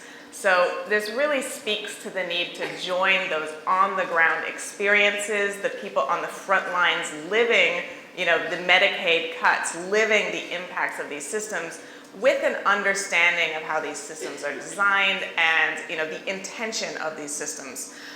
So I am just delighted to be here with, two people who I think really exemplify this kind of socially engaged work. Lucy Suchman is a pioneering researcher. We mentioned her in the intro, one of the architects of human-computer interaction. She spent 20 years at Xerox PARC, where you really defined that field and focused on the context of the deployment of technical systems, where kind of humans met machines. Her recent work looks at autonomous weapons and the danger of an AI-enabled military, and it's engaged with organizing around those topics. I am also really delighted to be joined by our own Rashida Richardson. Rashida is AI Now's Director of Policy Research, and she joins us from the ACLU, where she's done a lot of work looking at the lived experiences of these systems and figuring out ways to empower activists, organizers, and civil society leaders to push back against some of the problems that these systems cause. So it is great to be with you. And before we get started with questions, I just want to remind you, #AINow2018, that's where questions go. It's up there. We'll be taking one of your questions at the end of this panel. And with that, Lucy, I would love to invite you to get us started. Your work, as I mentioned, looked at the context of sort of human interactions with these systems. Where did the best laid code go wrong when it meets the fresh air? And that really shaped a field of understanding, like, how do we live amongst these systems? What lessons do you think we can kind of learn from your approaches as we strive to create better accountability on the ground? Okay, well, first of all, thanks to Kate and Meredith and AI Now, and also to all of you. This has been a marathon session, and it's fabulous that you're still with us. So, I mean, Meredith, you characterized me as an architect of HCI. I mean, I was a very accidental researcher in the area of human-computer interaction, artificial intelligence, robotics, cognitive science, because I went to Xerox PARC first in 1978 as a PhD student in anthropology. It would be way too long a story to tell you how I happened to end up there. But it was at one of the moments of AI's ascendance, particularly the planning versions of AI and robotics, expert systems, but also the idea of interactive computing. And I was really intrigued by the idea of intelligence and interactivity as they were being reworked through a kind of computational imaginary there. And I guess a lot of my work since then has been about trying to articulate both the incredibly intimate relations that we have with our machines, but also the differences that matter between humans and machines. And I've been, in that context, tracking developments in AI and robotics. And I guess for me, there's a really important distinction between projects in humanoid robotics, which are attempting to create machines in the image of usually the individual autonomous human subject, and developments more recently that are really tied to, Moore's law is always cited as the thing that's going to take us inevitably to the singularity, but actually Moore's law is really only about speed, storage capacity, and I think it's the speed of computation, the storage capacity that's available, and the extent of networking, which has made the real difference. So, and there we're talking about data analytics and a lot of the things we've been talking about tonight. When we come to humanoid robotics, AI and robotics, which I've been tracking quite carefully, I would argue that practically no progress has been made. And I think the reason for that is the difficulty of actually incorporating into technologies what we think of as, well, basically knowing what's going on around you. So this idea of context, which isn't, that we're in a container and we have to kind of recognize it, but it's something that we are actively and in an ongoing dynamic way co-creating together. And that sense of interactivity continues to escape projects in AI and robotics. And maybe if we come back to talk about weapon systems, I think that's extremely consequential. I've begun to sort of engage with what in the military is referred to as situational awareness, absolutely fundamental to, in particular, all military operations presuppose the identification of a legitimate target, of the enemy. And that's the place where these problems that we've been talking about, that's the thread, I think, that connects the systems that we've been engaging with. Who is being identified as an imminent threat, and on what grounds, basically? Yeah. I mean, I think this gets to a real heart of the question when kind of only one party, the human party, in a sort of human-machine interaction has situational awareness. What is accountability?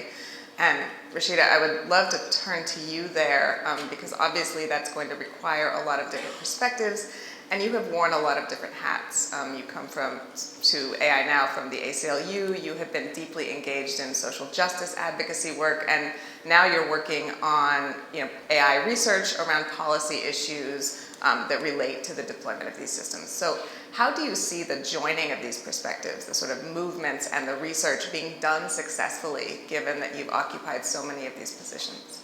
So a lot of what we're talking about tonight is the application of technical systems to really complex and sensitive social, political, and economic issues. So I think there's this temptation to treat researchers and advocates as separate, not collaborative, but they both have something to bring to the table, and neither should be treated as a blank slate that needs to be taught something. So I think there's a few things to keep in mind with both groups, and I'll end with what they can actually each do. The first is I think it's important for both, and I'll say we because I guess I wear both hats, for us to be both introspective and honest about what we know and what we don't know, because I think that there are a lot of sort of blind spots and inherent biases that we have from our individual positions in relation to power and privilege that lead to a lot of the unknowns, but no one wants to really be honest about that or open to criticism. And I also think that all of the work, whether it's research or advocacy, needs to be grounded in reality. I think both Kevin's panel and the panel before that showed that the harms and consequences of what these issues that we're talking about are very real and they impact real people. And I think there's also a temptation to think about these issues only theoretically, and that's extremely harmful right now in our socio-political moment. So sort of to break apart the groups, I think in research it needs to be empirical, interdisciplinary, and collaborative in order to inform integrated advocacy and organizing that is also collaborative and diverse.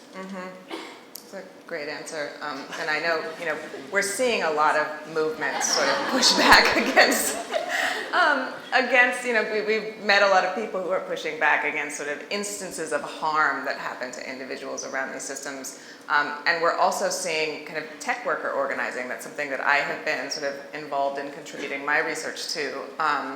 And that, Lucy, I know you have been sort of, engaged in as well. But I would love to sort of, go back to history a little bit, right?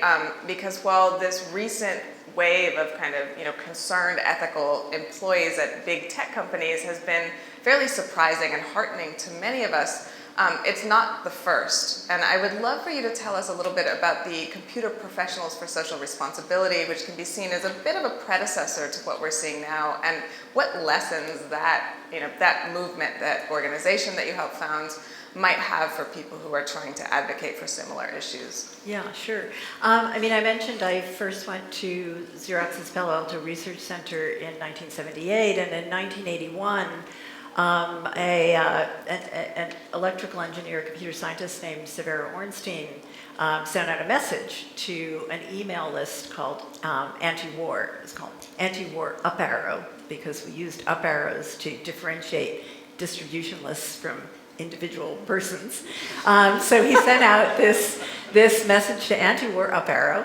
And basically, Severo had worked on the SAGE system. So this is the semi-autonomous ground environment that was developed from basically 1950 to 1980. So this was the NORAD early warning system against incoming Soviet missiles during the Cold War.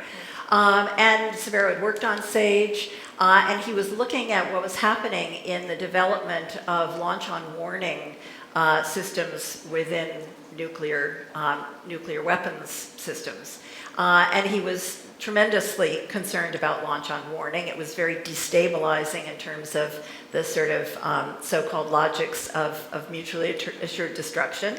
So it was really crucial in that respect, but also based on what he knew from having worked on the SAGE system, he saw how dangerous this kind of hair trigger warning system was, how inherently unreliable, and there were arguments about the inherent unreliability of that system, which carry forward to our situation today.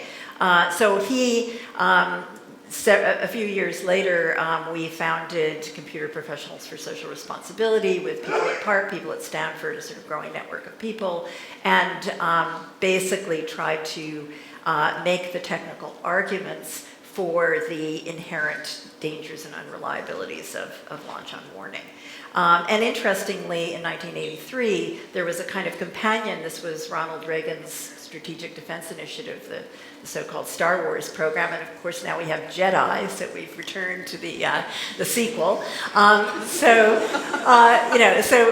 there was, but there was a companion to Star Wars, which was called the Strategic Computing Initiative, which was basically an AI initiative with something for each of the branches of the armed services. And with Severo and Brian Smith, I wrote a piece for the Bulletin of the Atomic Scientists where we did a critique of these of the Strategic Computing Initiative, which I think, and that was published in 1983. I think it could pretty well be recycled, and it would still apply.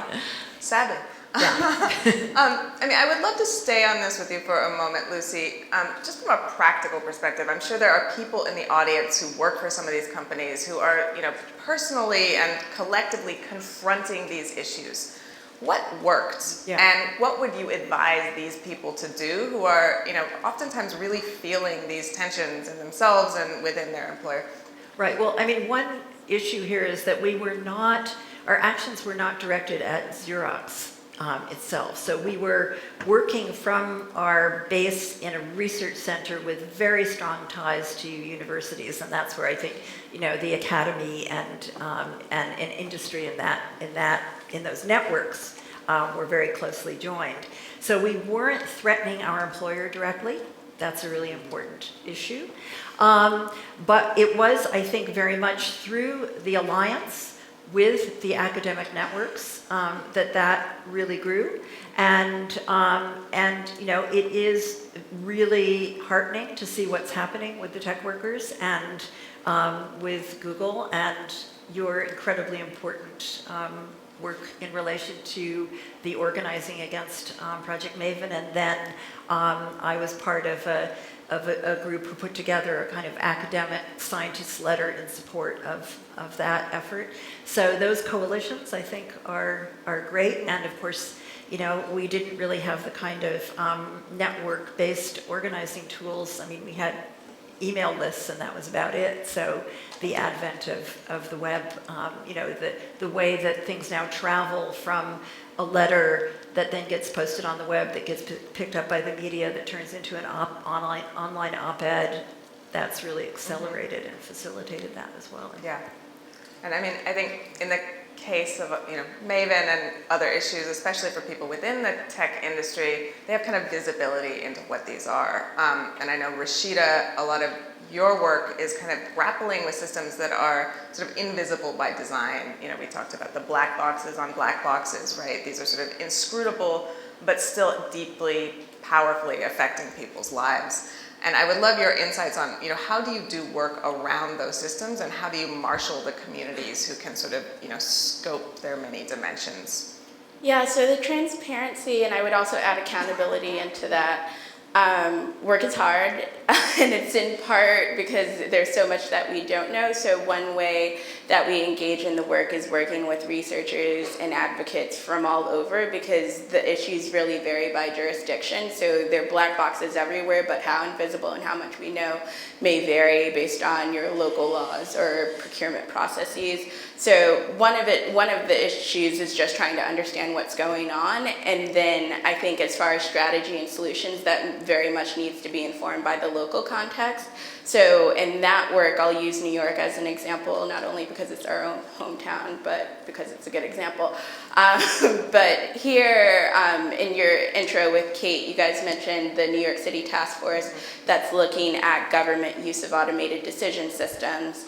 And we've been involved in that work from getting the legislation passed through to when the task force was announced. But just so the audience has an understanding of what we're talking about, the task force has to write a report by the end of next year with recommendations on a number of issues, like what should the public actually know about where and how these systems are being used, if a group or an individual is harmed, what should redress look like, and then more technical questions like how can we archive these systems, especially given that municipal budgets are not ever expanding. So in that work, we constantly met, and I think a common stream both within government and within civil society is that this is an important issue, but I think everyone kind of struggled with how do you actually address these questions, and I don't want to sort of fall into the let's punt to the task force until they can figure it out in December of 2019.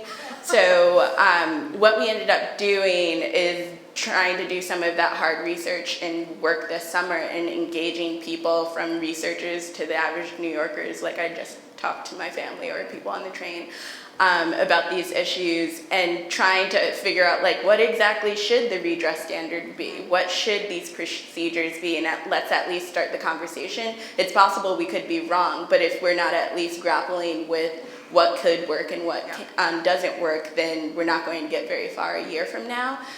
So that process was very helpful, and then it also allowed us to engage others. So we listed a group of both individuals and organizational experts for the task force to use, and that was a useful process because even though we did list, I think, like 3 pages of people, I remember one person pointing out, like, hey, under child welfare, you listed a lot of great lawyers and people who understand family law, but you have no one representing parents' voices. And that was just an omission because you only know who's within your network. So it was a good opportunity to get more voices at the table and also more perspectives in understanding what is actually going on here and what's the best way to address it. Yeah. I mean, what was the most sort of illuminating insight you got from that process? You know, is there something someone told you that you just would not have come up with if you hadn't engaged sort of across a coalition? I think it was revealing to me that like no one really has the right answer, and I'll give one example. often to try to figure out the redress issue that I'm mentioning, the place to look is at legal theories on disparate impact. And there's a lot of different theories on that, and unfortunately, US law is kind of regressive, so none of the prevailing ones are the ones I would choose. Keeping that in mind and trying to be idealistic, I just talked to some of the prevailing standards are under housing discrimination law, so the HUD standard, and others are in employment law, the EEOC standards. And I talked to employment lawyers and housing lawyers, and I was like, what don't you like about this standard? And for some of them, they were like, we're so used to working in regressive frameworks that it's hard to imagine alternatives. And I think that was the struggle in the process of like, how do I imagine a solution that's not within the oppressive society that I live in? And the answer is, I don't really know, but we tried. And I think it's forcing that conversation and trying to imagine the alternatives and sort of being resistant to the idea of like, that's not practical as a good counter argument. Yes, I love that point, and I think it is a great on-ramp to sort of return to the topic of autonomous weapons, which are kind of this negative example of the excesses and dangers of these technologies. And Lucy, you've worked so much on this issue. You've pushed back against autonomous weapons. You've organized against them. You've researched them. And I would love you to kind of connect the issue of rejecting or holding these systems accountable with sort of the broader issues of accountability. Like, what lessons can we learn from really fighting against this very negative and very frightening perspective? And Rashida's term, sort of like the terms of the oppressive society are kind of wrapped into the development of these systems. Yeah, I mean, we haven't talked a whole lot about militarism tonight, interestingly, but of course, all these things are incredibly joined up. And, to me, I think it was Philip Alston who mentioned the us-them. This is about, as I said, a lot of the ways in which technology has been framed as the avenue for security, the possibility of a sort of perfect defensive system, which was the Star Wars vision, fantasy, is now, I mentioned Jedi before, and I should have said that's the Joint Enterprise Defense Infrastructure, which is the current incarnation of the dream of a perfectly integrated global information network that will join up all of the U.S. military operations around the world, of which there, as you know, are many, an overwhelming number. So this, and the premise that these systems are going to give us the ability to discriminate between us and them, the good guys and bad guys, who constitutes a threat. I think that's a thread that runs through all of the issues of algorithmic identification, sorting, social sorting, categorization, classification, discrimination that we've been talking about. And in the case of the lethal autonomous weapon systems, the idea is this is an issue that's being debated at the UN in the context of what's called the Convention on Certain Conventional Weapons. These are weapons that are considered to be indiscriminate. Landmines would be an example. And the critical functions that have been identified by the International Committee for the Red Cross and others who are campaigning around this are target identification and the initiation of attack. So the idea is that we should ban the automation of those two critical functions.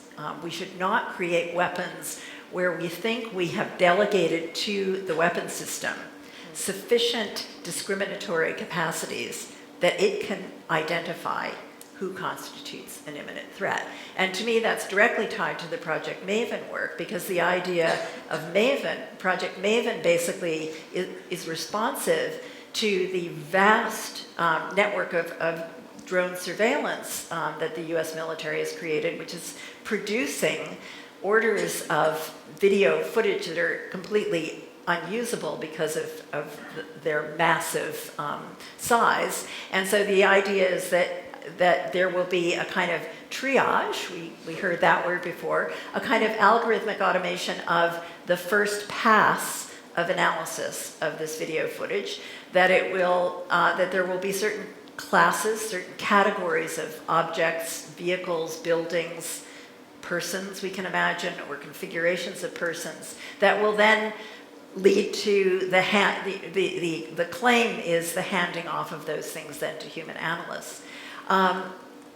And that this will make the whole system more efficient. But those of us who've been following the U.S. drone program, and again, Philip Alston has played a really crucial role here, know that the so-called precision of those systems is a complete fallacy. That there's evidence that, for example, in the U.S. Drone program in Pakistan from about 2006 to 2014, about 75% of the people killed by that program, we don't know who they were. And about another 20% were positively identified as women or children, and therefore civilians.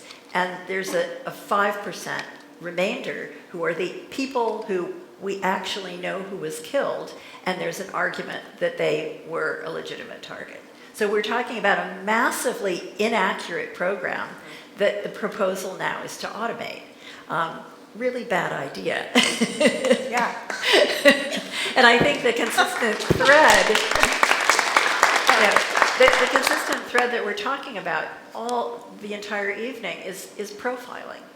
Profiling of various kinds, the crudest forms of profiling that are the basis for these purportedly, cutting-edge technological systems. They're informed by the absolutely crudest and in many cases most long-standing forms of discriminatory stereotyping that we've had with us for a very long time. But they're so glossy.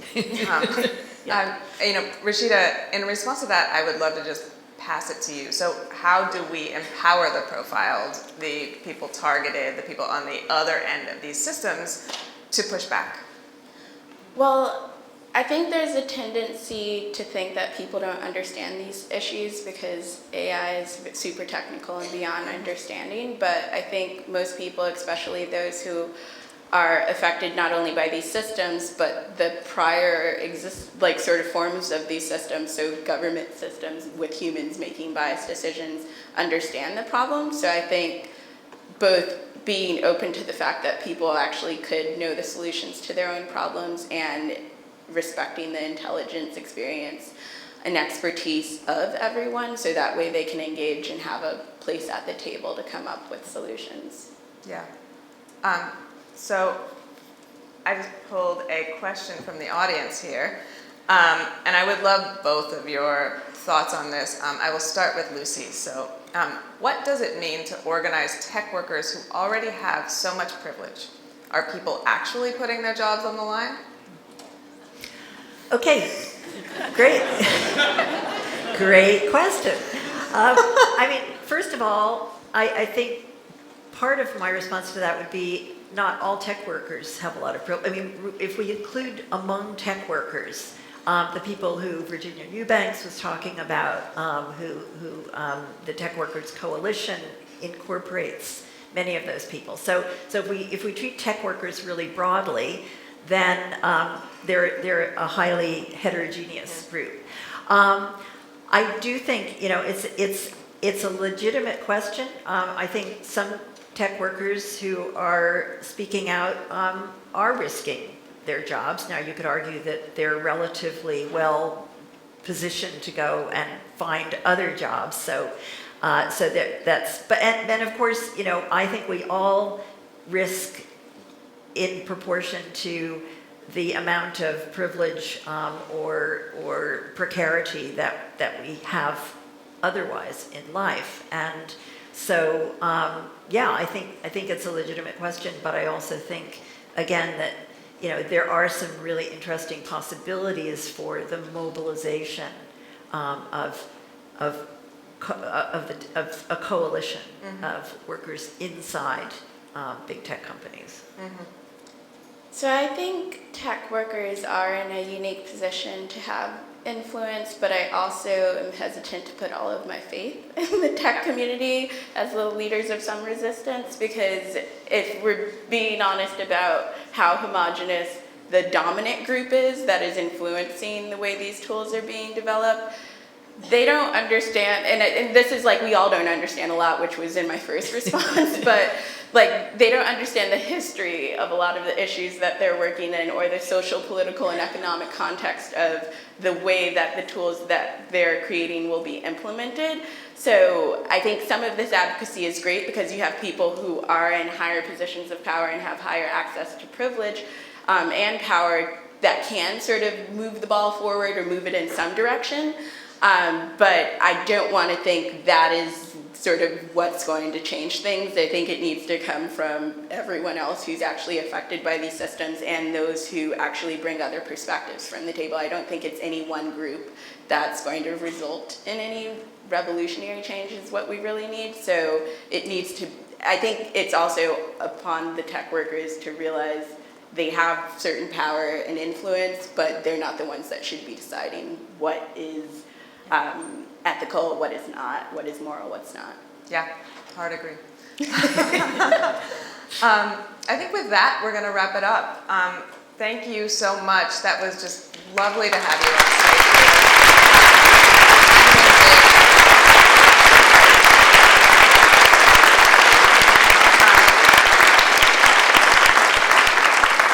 So I will remain for a moment, and I will invite Kate Crawford, co-founder in All Things, to come out here. Thank you so much to the panelists. Thank you so much to all of you. All that's left from us are some closing words. So a big thanks to our speakers. A big thanks to NYU. A big thanks to everyone in our community who's really backed this effort, offered support and guidance to set up an institute here.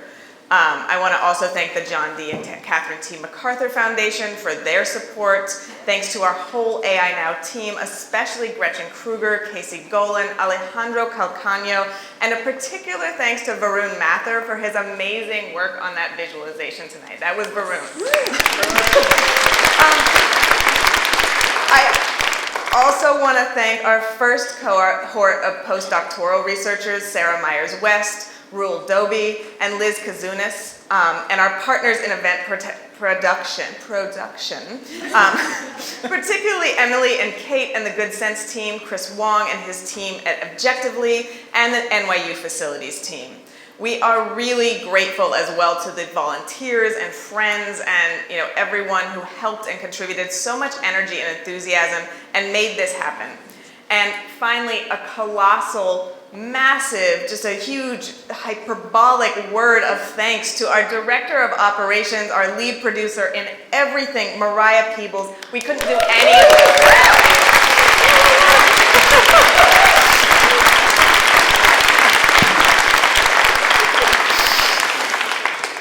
I'm also going to throw in just a final thanks to Meredith for being amazing and for being an extraordinary person to do this work with. But actually the final thanks is going to go to you, because this year has thrown us some pretty dystopian visions, but we also see this enormous potential for action and reflection and change. And this community here in this room and on the live stream, you actually have a really powerful role to play right now. So stay in touch, we're on the Twitters, we have an old school mailing list, but basically it's events like this that really inspire us. So thank you for being part of it, and have a great night. Thank you.